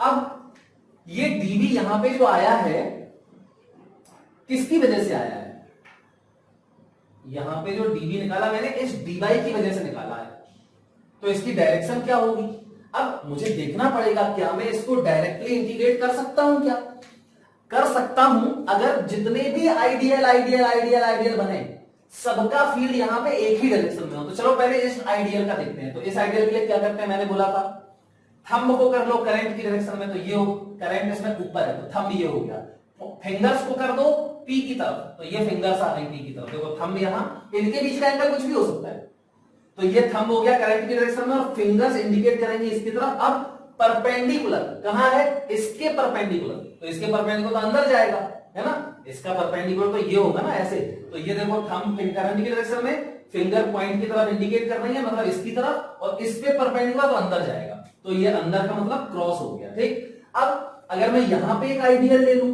मान लो यहां पे हमने आइडियल ले लिया, तो इसकी वजह से यहां पे निकालो, देखो थंब ये और फिंगर्स इसकी तरफ इंडिकेट करेंगे, फिर परपेंडिकुलर अंदर जाएगा, मतलब कहीं भी डीएल ले लो आप, सबकी वजह से इस पॉइंट पे फील्ड की डायरेक्शन अंदर होगी, मतलब मैं सारे डीवी जो होंगे इस हर डीएल की वजह से डीवी आएगा, उसकी डायरेक्शन तो एक ही अंदर की तरफ, सबको इंडिकेट कर सकता हूं डायरेक्टली, तो डीवी बराबर ये हो गया अंदर की तरफ।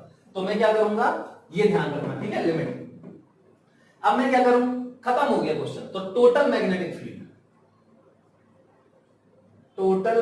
फील्ड B बराबर क्या करो, सीधा इंटीग्रेट, तो बाहर कर लो जो कांस्टेंट्स हैं, तो mu naught upon 4 pi I by R, ये तो कांस्टेंट है, आई आर भी कांस्टेंट है, आई भी कांस्टेंट है, इंटीग्रेशन क्या बचा, कॉस थीटा डी थीटा, और लिमिट थीटा 2 से थी, मतलब यहां से लेके यहां तक, तो ये थीटा 2 जाएगा और ये थीटा 1 जाएगा, तो माइनस थीटा 2 से थीटा 1 तक की लिमिट हो जाएगी, तो B बराबर हो जाएगा mu naught upon 4 pi I by R, और यहां पे देखो cos थीटा का इंटीग्रेशन क्या होता है, sin थीटा, तो ये हो गया sin थीटा, और लिमिट इसमें आएगी माइनस थीटा 2 से थीटा 1, तो ये B बराबर फाइनल फॉर्मूला आ गया हमारा mu naught upon 4 pi I by R, और ब्रैकेट में sin थीटा 1 माइनस, देखो sin theta 1 minus sin minus theta 2, तो उसका माइनस बाहर आ जाएगा तो प्लस हो जाएगा, तो प्लस sin थीटा 2, ये फॉर्मूला है। और डायरेक्शन के लिए बता दिया अभी मैंने, अंदर आएगा, अगर इसमें करंट नीचे आ रही होती तो देखो नीचे आ रही होती तो करंट थंब होता करंट डायरेक्शन में नीचे, और फिर फिंगर्स करती इसकी तरफ इंडिकेट, तो बाहर आता परपेंडिकुलर, देखो इस पाम पे परपेंडिकुलर बाहर आता, ठीक, कोई दिक्कत नहीं है। तो आई थिंक ये बात तो सब लोग 100% समझ गए होंगे। अब ये मैं मिटा रहा हूं, अब इसी में एक बात और देखो, ऐसा ही फॉर्मूला वहां पे भी आया था, लेकिन वहां पे EX और EY आए थे। क्यों आए थे? क्योंकि उनको डायरेक्ट इलेक्ट्रिक फील्ड को हम DE को डायरेक्ट इंटीग्रेट नहीं कर पा रहे थे, क्योंकि DE के कंपोनेंट्स मतलब हर चार्ज की वजह से जो DE आ रहा था, DQ DQ DQ की वजह से DE अलग अलग डायरेक्शंस में आ रहा था, इसलिए हमें कंपोनेंट करके x वाले कंपोनेंट को इंटीग्रेट करना पड़ा और y वाले को इंटीग्रेट करना पड़ा, तब EX और EY आया था। ठीक, अच्छा अब देखो, हाँ अब इसी में एक केस होता है, बहुत ध्यान से सुनना। अगर मैं इस वायर को क्या मान लूं, इनफाइनाइट वायर मान लूं, इनफाइनाइट मतलब इस तरफ भी इनफाइनाइट और इस तरफ भी इनफाइनाइट। ठीक, तो बेटा ये देखो, इसमें देखना, अगर मैं इसको इनफाइनाइट मान रहा हूं तो देखो ये ऐसे जाएगा, मतलब ये एंगल बड़ा हो जाएगा, है ना, और इनफाइनाइट कर दोगे तो फिर ये पैरेलल मिलेगा इसके, क्योंकि इनफाइनाइट पे दो चीजें पैरेलल मिलती है, तो ये θ1 90 हो जाएगा। ऐसे ये देखो, अगर मैं इसको भी इनफाइनाइट कर दूंगा तो ये भी पैरेलल मिलेगा, तो ये θ2 भी 90 हो जाएगा। तो case first, if wire is infinite then θ1 बराबर θ2 बराबर π/2 90 डिग्री, तो सीधा इसमें डाल दो। ठीक, देन b बराबर हो जाएगा μ0/4π I/r sin 90 प्लस sin 90, ये 1 प्लस 2 हो जाएगा, तो यहां 2 कैंसिल हो जाएगा, तो b बराबर μ0/2π I/r, बस ये होता है। ठीक, ये शायद आपको इलेक्ट्रिक फील्ड के जैसा ही कंपेयर कर सकते हो इसका, तो ये हो गया। अब case second, if wire is semi infinite, इसमें कंपोनेंट्स का लफड़ा नहीं होता, देखो कितना बढ़िया है, फील्ड पूरी अंदर ही होगी या फिर बाहर होगी, क्लियर। तो if wire is semi infinite, अब सेमी इनफाइनाइट में क्या होगा, देखो सेमी इनफाइनाइट में होगा मतलब एक तरफ तो वायर इनफाइनाइट तक गया है और दूसरी तरफ जीरो है, समझ गए। तो अगर दूसरी तरफ जीरो है मतलब कि यहां वायर ही नहीं है, देखो यहां पे वायर, ये वाला जो पॉइंट है इसके ऊपर तो इनफाइनाइट तक गया है, यहां है ही नहीं, तो ये θ2 खत्म होगा, जीरो हो जाएगा, और θ1 90 रहेगा। या फिर नीचे अगर इनफाइनाइट मान जाओ तो θ2 90 हो जाएगा और θ1 जीरो हो जाएगा, समझ गए। तो if wire is semi infinite, तो एक केस ले लेते हैं, तो थीटा, जैसे ये वाला केस मान लिया मैंने, देखो ये वाला, ये वायर इनफाइनाइट है और यहां ये O पॉइंट ये है और यहां देखो R डिस्टेंस पे ये पॉइंट है P, तो ये वाला तो यहां मिलेगा ऐसे, ठीक, तो ये एंगल कितना बनेगा, ये तो 90 हो जाएगा, मतलब θ1 बराबर 90 डिग्री, और θ2 यहां खत्म ही हो गया, ये वाला वायर है ही नहीं, तो θ2 यहीं आ जाएगा, तो θ2 बराबर 0 हो जाएगा। ठीक, तो θ1 बराबर 90 डिग्री एंड θ2 बराबर 0 डिग्री, तो फिर b बराबर क्या आ जाएगा, इसमें रख दो, तो μ0/4π I/r sin 90 plus sin 0, sin 90 1 और ये 0, तो 1 ही आ जाएगा, मतलब यही रहेगा, तो b बराबर μ0/4π I/r। अब आप देखो केस फर्स्ट और केस सेकंड को देखो, इसमें है μ0/2π और इसमें ये इनफाइनाइट है और ये सेमी इनफाइनाइट है, मतलब सेमी इनफाइनाइट वाला हाफ होता है। ठीक, तो इसका मतलब b सेमी इनफाइनाइट बराबर b इनफाइनाइट का हाफ, ये रिजल्ट में लिख लेना, from case first and case second, from first and second case, first case और सेकंड केस से ये निकला। अब इसी में एक और केस, ये लिख लो पहले, ये फॉर्मूले बिल्कुल याद होने चाहिए आपको, ये सारे फॉर्मूले बाय हार्ट लर्न होने चाहिए। ठीक, अब मैं इसी में एक नोट लिख रहा हूं, देखो नोट क्या है, नोट ये है कि अभी जो पॉइंट है उसके, देखो ये R है, ये पॉइंट है, ऊपर भी वायर है नीचे भी वायर है ना, तो मैं फिर से फाइनाइट वायर का ही लिख रहा हूं केस, तो देखना अभी क्या होता है, नोट में लिखना, नोट में। ठीक, तो नोट में क्या है, देखो बहुत इंपॉर्टेंट नोट है ये, ज्यादा इंपॉर्टेंट तो वैसे नहीं है, लेकिन इसके पहले वाला इंपॉर्टेंट तो यही वाला है। ठीक, तो देखो इसमें मैंने माना कि ये है वायर, ये वायर था और पॉइंट कहां था, वायर के सामने। अब अगर पॉइंट वायर के सामने ना हो मान लो यहां हो पॉइंट, ठीक, तो point is not lying in front of the wire, ठीक, साइड में है थोड़ा सा। चलो अब क्या करते हैं, तो करंट तो वही है आई। अब बेटा सबसे पहले तो मुझे क्या देखना होता है, आर। तो आर क्या होता है, पॉइंट से वायर पे परपेंडिकुलर डिस्टेंस। ये बहुत जरूरी है, ये सब लोग, ज्यादातर लोग यही भूल जाते हैं। तो पहले तो इस वायर को एक्सटेंड कर लो, फिर यहां से परपेंडिकुलर डाल दो, तो ये हो गया आर। समझ गए, ये वायर नहीं है, ये क्या है, imaginary wire, extended wire, extended imaginary wire, सही समझ गए। तो ये होता है आर। अब देखो, आप इसको मिलाते हो, यहां से इस एक्सट्रीमिटी को मिलाते हो और यहीं से इस एक्सट्रीमिटी को मिलाते हो, जैसे यहां पर मिलाया, देखो आर के साथ इस एक्सट्रीमिटी को मिलाया और इस एक्सट्रीमिटी को मिलाया, तो यहां मिलाओ, तो ये वाला लाइन जो है ये, तो मतलब ये θ1, θ1 तो वैसे ही सेंस में जा रहा है पूरा, सही है, लेकिन θ2 जो पहले नीचे आ रहा था, अब वो θ2, ये है एक्सट्रीमिटी, देखो वायर का एक्सट्रीमिटी ये है ना, तो इसको मिलाओगे जब आप, तो θ2 तो फिर से θ1 के ही सेंस में आ गया। मतलब अब लिमिट में जो माइनस θ2 लगाया था तुमने, वो माइनस नहीं आएगा, प्लस ही आएंगे दोनों, θ1 भी और θ2, क्योंकि दोनों एक ही सेंस में जा रहे हैं, ठीक। तो ये है θ2 और ये डिस्टेंस r है। तो b बराबर क्या लिखना है, if wire is not lying in front of the wire, ठीक, if point is not lying in front of the wire, then θ1 बराबर θ1 एंड θ2 बराबर θ2 प्लस आएगा। मतलब b बराबर, यहां पे माइनस लिमिट नहीं लेनी, प्लस लेनी है, तो फिर यहां पे माइनस आ जाएगा बीच में, ठीक। तो ये हो जाएगा mu naught upon 4 pi I by R. अब ये याद रखना है, साइन θ1 प्लस था उसमें, अब ये माइनस आ जाएगा, माइनस साइन θ2, क्लियर। तो ये हमें याद रखना है, ठीक, फाइनाइट वायर, ओके। तो थैंक यू, बिल्कुल सिंपल सी बात है, आप इसको बहुत ज्यादा ध्यान से समझना। अब देखो, इसी में हम लोग कुछ और क्वेश्चंस करेंगे, बहुत अच्छे अच्छे, तो देखते हैं। देखो बेटा, हम लोग ये 2 क्वेश्चंस करेंगे पहले, और अच्छे क्वेश्चन जो अभी हमने सीखा है उसी पे बेस्ड न्यूमेरिकल्स हैं। ये कह रहा है कि ये स्क्वायर कॉइल है, स्क्वायर का लूप बना दिया हमने, स्क्वायर शेप, और इसमें आई करंट फ्लो कर दी है ऐसे, क्लियर। कह रहा है बताओ सेंटर पे कितना मैग्नेटिक फील्ड होगा जबकि इसका साइड है ए।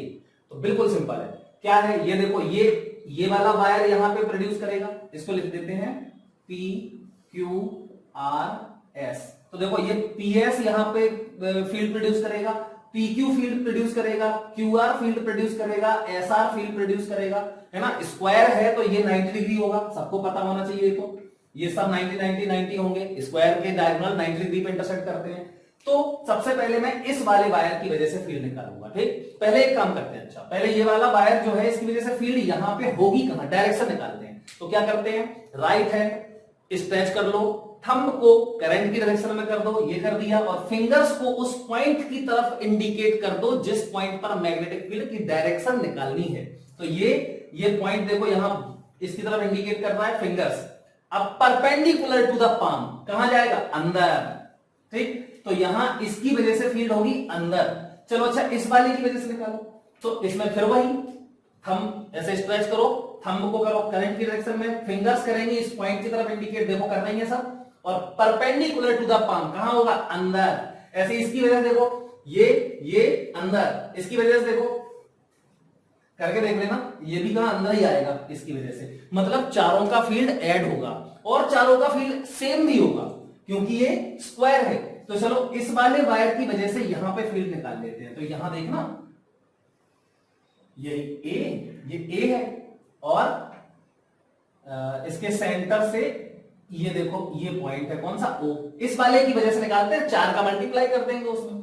चलो तो पहले तो एक्सट्रीमिटीज मिलाओ, मिला दी, ये करंट देखो यहां जा रही है, ठीक। अच्छा अब बेटा ये कितना है, ये डिस्टेंस होता है आर, याद है ना, अभी बताया था। तो ये कितना होगा, ये तो a है तो ये a/2 होगा, तो ये r बराबर तो हो गया हमारा a/2।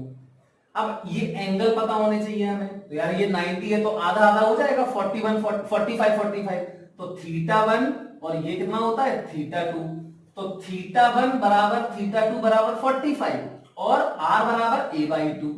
क्वेश्चन खत्म। तो b1 बराबर इस वाले वायर की वजह से b ps लिख देते हैं, ठीक, VPS की वजह से क्या होता है, mu naught upon 4 pi I by R sine theta 1 plus sine theta 2। तो BPS बराबर हो गया mu naught upon 4 pi I by R की जगह देखो a बाई 2, ठीक, साइन थीटा 1 तो साइन 45 प्लस साइन 45 मतलब 1 by root 2 plus 1 by root 2, तो ये 2 बाय रूट 2 हो जाएगा और 2 ऊपर जाएगा तो 4 हो जाएगा और 4 कैंसिल हो जाएगा। तो VPS बराबर हो जाएगा mu naught upon pi I by A और ये नीचे रूट 2 आ जाएगा, ठीक, ये रूट 2, क्लियर। तो ये हो गया हमारा BPS इसकी वजह से। अब नेट फील्ड कितना होगा, तो नेट फील्ड B बराबर हो जाएगा 4 टाइम्स ऑफ BPS, मतलब इसमें 4 से मल्टीप्लाई, खत्म। आई थिंक बिल्कुल सिंपल सा क्वेश्चन है, सभी लोग कर लेंगे। अब इसी में अगर ये रेक्टेंगल होता तो यार क्या प्रॉब्लम है, रेक्टेंगल होता तो कोई दिक्कत नहीं थी, A और ये B मान लो। अब ये मैं मिटा रहा हूं, इसको स्क्रीनशॉट ले लो जल्दी से। चलो अब देखो, अगर यही रेक्टेंगल होता तो क्या होता, ठीक है। तो मान लेते हैं ऐसा रेक्टेंगल है, देखना, चलो ये है रेक्टेंगल, ये है A और ये है B। कह रहा है अब बताओ करंट यही ऐसी फ्लो हो रही है, ठीक, ये करंट फ्लो हो रही है, बताओ सेंटर पे मैग्नेटिक, मतलब ये अब देखो इस वाले अभी भी डायरेक्शन तो सबकी वजह से सेम होगी, अंदर की ही तरफ होगी, लेकिन इस वाले की फील्ड और इस वाले की फील्ड अलग अलग आएगी, है ना, क्योंकि डिस्टेंस भी अलग है। देखो ये वाली डिस्टेंस होगी, पहले मैं इसकी वजह से PQRS, देखो PQ का जो यहां पे फील्ड आएगा वही आएगा RS का यहां पे फील्ड, क्योंकि वो सिमेट्रिक है पूरा, है ना। लेकिन और हाँ, और जितना इसका आएगा उतना ही इसका फील्ड आएगा यहां पे, क्लियर। तो मैं क्या करूं, पहले मैं PQ का फील्ड निकालूं। चलो PQ ये डिस्टेंस है A और यहां से ये डिस्टेंस है कितना, B/2, तो ये तो हो गया हमारा R, समझ गए ना, R लिख देते, चलो R, और यहां एक्सट्रीमिटीज मिलाओगे तो अब ये एंगल 45 नहीं होगा, है ना, पता नहीं कितना होगा, तो कोई दिक्कत नहीं है, ये θ2 और ये θ1, ऐसी तो होता है, तो ये θ2 है और ये θ1 है। अब निकाल दो θ1 θ2, तो हमें तो सब कुछ पता है यार, ये a/2 है, देखो ये पूरा a है तो ये a/2 होगा, ये पूरा a/2 होगा, ये कितना है, ये r है b/2, इसका हाफ होगा, है ना। तो इसमें हमें फॉर्मूला लिखना है, तो देखना BPQ क्या होता है, म्यू नॉट अपॉन 4 पाई फाइनाइट वायर का I बाई डिस्टेंस R है कितनी है, B/2 लिख देना, और ब्रैकेट में साइन θ1 प्लस साइन θ2। तो यार साइन θ1 निकालने में क्या प्रॉब्लम है, साइन θ1 होगा A, ये निकाल दो पहले, तो ये कितना होगा, अंडर रूट a/2 का स्क्वायर मतलब a²/4 प्लस ये b/2 का स्क्वायर मतलब b²/4, समझ गए। तो यहां पे साइन θ1 क्या आएगा, ये अपॉन ये, तो ये क्या है a/2 अपॉन ये वाला under root a² plus b²/4, 4 का 2 बाहर आ जाएगा तो ये 2 से कैंसिल हो जाएगा, प्लस साइन θ2 बिल्कुल सेम यही आएगा, तो a/2 upon under root a² plus b² और /4, तो देखो 4 से फिर 2 कैंसिल हो जाएगा, मतलब ये 2 टाइम्स हो जाएगा इसका, खत्म।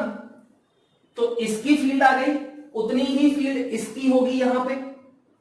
अब ऐसे ही इसका फील्ड निकालो, तो इसके फील्ड में देखो ये R होगा, तो R कितना आ जाएगा, a/2, ठीक, और ये एंगल होंगे θ1 और θ2, तो ये तो निकाल सकते हो θ1 θ2 क्योंकि ये निकाल लोगे, है ना।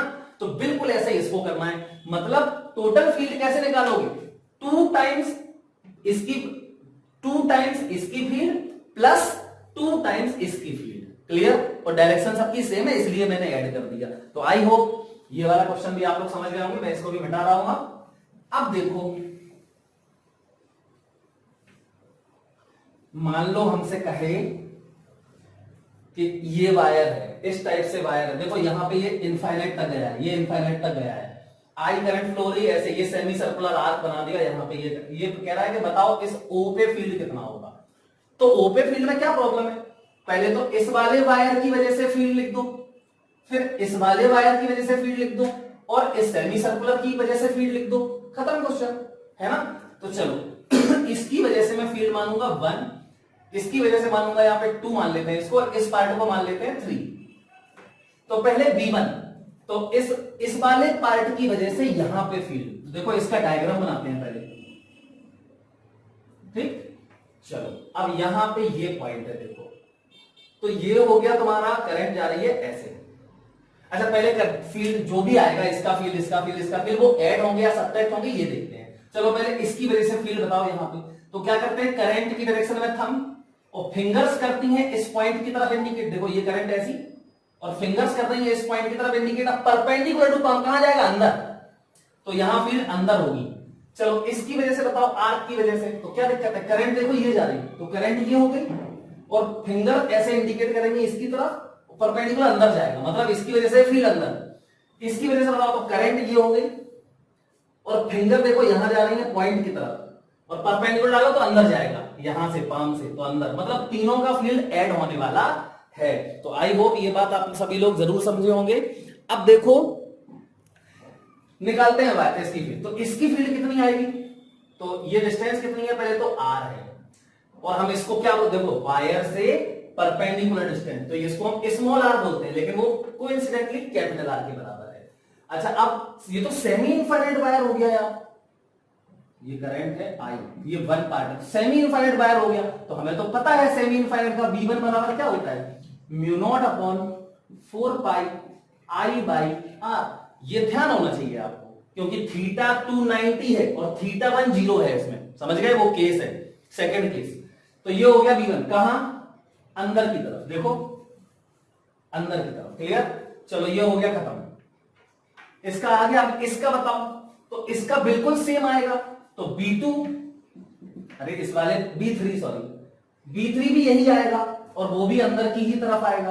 अब इस वाले पार्ट का देखते हैं, तो सेमी सर्कुलर पार्ट का यहां पे फील्ड क्या बताया था मैंने, ये करंट जा रही है, तो रेडियस है इसकी R, तो एंगल कितना सबटेंड किया इसने, इस R के लिए कितना सबटेंड किया एंगल, अल्फा होता था, अल्फा बराबर आ गया पाई 180 डिग्री है ना, तो यहां पे B2 बराबर हो जाएगा, आपको याद होना चाहिए ये भी, mu naught upon 4 pi I into R, sorry I into alpha upon R, शायद यही होता है, मुझे याद है, हाँ ठीक है।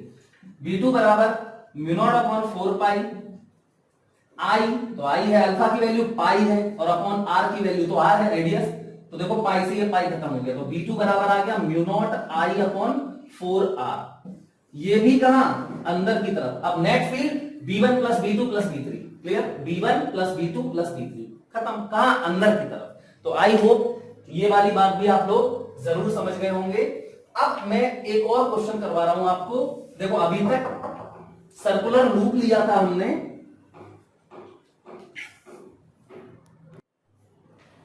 देखो बेटा अब हमें ये 2 क्वेश्चंस करने हैं। कह रहा है कि ये स्क्वायर लूप है, स्क्वायर लूप है, साइड है A, और इसमें यहां से करंट फ्लो की, ये वायर है, यहां से करंट फ्लो की और यहां से करंट निकल के जाएगी। देखो यहां पे वही है, बिल्कुल ऐसा ही लूप, वही लूप है, लेकिन करंट यहां से एंटर करी और यहां से बाहर निकली, क्लियर।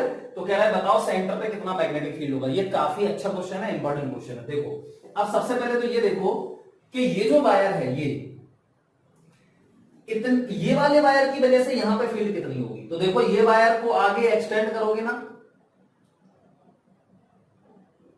ठीक, तो इसी वायर की लाइन पे ही पॉइंट लाई कर रहा है O, तो इसकी वजह से यहां फील्ड 0, बता चुका हूं। ऐसे ही देखो इसकी वजह से ये भी इसी लाइन पे ये पॉइंट लाई कर रहा है, मतलब इसका फील्ड और इसका फील्ड तो सेंटर पे 0 होगा। ऐसे ही इस वाले डायग्राम में भी देखो इसका फील्ड यहां 0 होगा क्योंकि इसी के आगे लाई करेगा, और यहां से भी 0 आएगा क्योंकि इसी के आगे लाई कर रहा है, ये दिया है एक्चुअली में, ठीक है ऐसा। अच्छा अब कह रहा है बताओ यहां पे नेट फील्ड कितनी होगी। तो यहां पे नेट फील्ड प्रोड्यूस कौन करेगा, ये करेगा, ये करेगा, ये करेगा और ये करेगा। तो पहले तो करंट को डिवाइड करते हैं। अब पहले ये देखो कि इसमें रेजिस्टेंस है, वायर इसमें लूप में रेजिस्टेंस है, क्लियर। तो यहां पे इसकी लेंथ और इसकी लेंथ, तो यहां रेजिस्टेंस मान लेते हैं R है, इमेजिन कर लो यहां पे R रेजिस्टेंस है, ये R, ये R, ये R और ये भी R मान लेते हैं, क्लियर। तो फिर यहां 2R हो गया, देखो R और R सीरीज में 2R, यहां R और R ये भी 2R, तो फिर यहां से करंट तो दोनों में सेम सेम जाएगी, मतलब यहां से ये I/2 हो जाएगी, इसमें सीधी चली जाएगी I/2, यहां पे भी I/2, यहां पे भी I/2, इक्वली डिवाइड होगी, ये बता चुका हूं मैं, ठीक। चलो अब कह रहा है कि यहां पे फील्ड बताओ, बता दे रहे। चलो अब देखो बेटा, ये वाला वो वाला केस नहीं है, कौन सा, जो स्क्वायर लूप था उसमें ऐसे करंट फ्लो कर रहे थे, ये अलग केस है। देखो इसमें सब करंट एक ही डायरेक्शन में है, सेम सेंस में है, और यहां अपोजिट सेंस में देखो ये वाली ऐसे जा रही है और ये वाली ऐसे जा रही है, उल्टा है, देखो ये ऐसे और यहां ऐसे ही जा रही है, तो इसका अलग वो केस है। तो देखते हैं आप, तो ये समझ गए होंगे डिफरेंस क्या है इसमें। चलो आ जाओ, तो पहले तो इसकी वजह से फील्ड यहां पे कितनी होगी, ऐसे देख लेते हैं, पहले यहां पे इसको मिला देते हैं, ठीक, ऐसे तो करते हैं। पहले इसकी वजह से फील्ड बताओ यहां पे। पहले तो एक बात ये है कि ये डिस्टेंस है R, इसकी वजह से ये डिस्टेंस R है, करंट I/2 है, इसकी वजह से ये होगी डिस्टेंस R और करंट I/2, मतलब करंट सेम डिस्टेंस सेम। ऐसे ही सिमिलरली देखो इसमें भी करंट सेम, इसमें भी करंट सेम और डिस्टेंस भी सेम। ये डिस्टेंस R कितनी होगी, A/2 होगी, क्योंकि ये पूरी साइड A दिया है। तो चारों वायर्स में करंट भी सेम है और उसकी परपेंडिकुलर डिस्टेंस, पॉइंट की वायर से परपेंडिकुलर डिस्टेंस, इस पॉइंट की जहां पे मैग्नेटिक फील्ड निकाला है वो भी सेम है। इसका मतलब इन चारों का जो मैग्नेटिक फील्ड आएगा उसका मैग्नीट्यूड तो सेम होगा। Clear, okay. तो इसकी अब डायरेक्शन देखना है, तो चलो देखते हैं। तो इसकी वजह से यहां मैग्नेटिक फील्ड का डायरेक्शन, तो फिर वही कितना सिंपल है, ये आपको खुद बार बार करके देखना चाहिए। तो ये देखो करंट, ये पॉइंट की तरफ फिंगर से इंडिकेट किया, परपेंडिकुलर टू पाम, कहां, अंदर की तरफ, ये इससे परपेंडिकुलर, नहीं तो इससे कर दो परपेंडिकुलर, तो अंदर जाएगा। इसका फील्ड देखो, करंट यहां फिंगर्स पॉइंट की तरफ इंडिकेट, अंदर, मतलब इसका और इसका फील्ड तो ऐड हो गया। अब इसका देखते हैं, अंदर है, इसका और इसका कहां है, अंदर। अब इसका देखो, तो ये करंट और ये फिंगर्स पॉइंट की तरफ इंडिकेट करेंगे, अब परपेंडिकुलर देखो बाहर आ गया, है ना। और इसका देखो, तो ये करंट और ये फिंगर्स देखो परपेंडिकुलर बाहर आ गया, मतलब इसका और इसका ऐड होगा और आएगा कहां, बाहर, और इसका और इसका ऐड होगा, आएगा कहां, अंदर, मतलब नेट हो गया 0। समझ गए। तो इसमें नेट फील्ड सेंटर पे 0 आएगी, उसमें आएगी 4 टाइम्स, याद है ना, इस वाले में, ये वाला, इसमें एक वायर का निकाल के उसका 4 टाइम्स कर दिया था, जबकि यहां पे 0 आ गया। तो ये डिफरेंस ध्यान रखना दोनों केस में, ठीक। चलो ये तो हो गया, ये मैं मिटा रहा हूं। अब देखो इसमें क्या होगा, तो इसमें देख लेते हैं। यहां से करंट आ रही आई, तो सबसे पहले तो इस वायर की वजह से यहां पे 0 होगा, इस वाले जो बाहर निकल रहा है वायर, ये इसकी वजह से भी यहां पे 0 होगा, क्योंकि वायर ही के आगे लाइन में लाई कर रहा है पॉइंट। चलो कोई नहीं, अब यहां करंट डिवाइड करो, तो देखो ये A है, ध्यान रखना, ठीक। इसका रेजिस्टेंस कितना, R, ये R है, ये देखो बेटा R और ये R, मतलब ये सीरीज में 3R, ये सीरीज में 3R और ये R। तो अब तो करंट अलग अलग जाएगी, बिल्कुल अलग अलग जाएगी। तो देखो ये वाला पॉइंट और ये वाला पॉइंट, इसका पोटेंशियल मान लिया V1 और इसका पोटेंशियल मान लिया V2, ठीक। तो यहां इमेजिन करना, ये रेजिस्टेंस है R, ये R। क्लियर। अब हमें करंट निकालना है, तो यहां चली गई, मान लेते हैं I1, और यहां चली गई कितनी, I2, वही इसमें जाएगी I2, वही इसमें आएगी I2। देखो I2 यहां से आएगी, यहां से निकल जाएगी I1 प्लस I2। क्लियर। अब हमें पता करना है कि ये I1 कितना है, I2 कितना है। तो ये वाला पूरा रेजिस्टेंस 3R है और इस पॉइंट और इस पॉइंट के बीच में ये जुड़ा हुआ है 3R, तो पोटेंशियल डिफरेंस कितना हुआ, V1 माइनस V2। और ये देखो R जुड़ा है इन्हीं के बीच में, तो इसका पोटेंशियल डिफरेंस कितना हुआ, V1 माइनस V2। मतलब कि यहां पोटेंशियल डिफरेंस और यहां पोटेंशियल डिफरेंस सेम है, पैरेलल में है एक्चुअली में, ये 3R और ये R पैरेलल में है, तो इसका पोटेंशियल डिफरेंस सेम है। अच्छा, तो फिर क्या करें हम, तो potential difference V1 minus V2 is equal, है ना। चलो तो इक्वल कर देते, तो इसमें कितना आएगा पोटेंशियल डिफरेंस, ये तो 3R है और करंट है I2, तो 3R इंटू I2 बराबर, ध्यान रखना ये रेजिस्टेंस मैंने बनाया नहीं है, इमेजिन कर लो, बना लेना। 3R इंटू I2 बराबर इसमें R इंटू I1। क्लियर। तो ये देखो R से R खत्म हो गया, तो 3i2 बराबर i1। मतलब ये i1 जो है वो कितनी है, 3i2 है।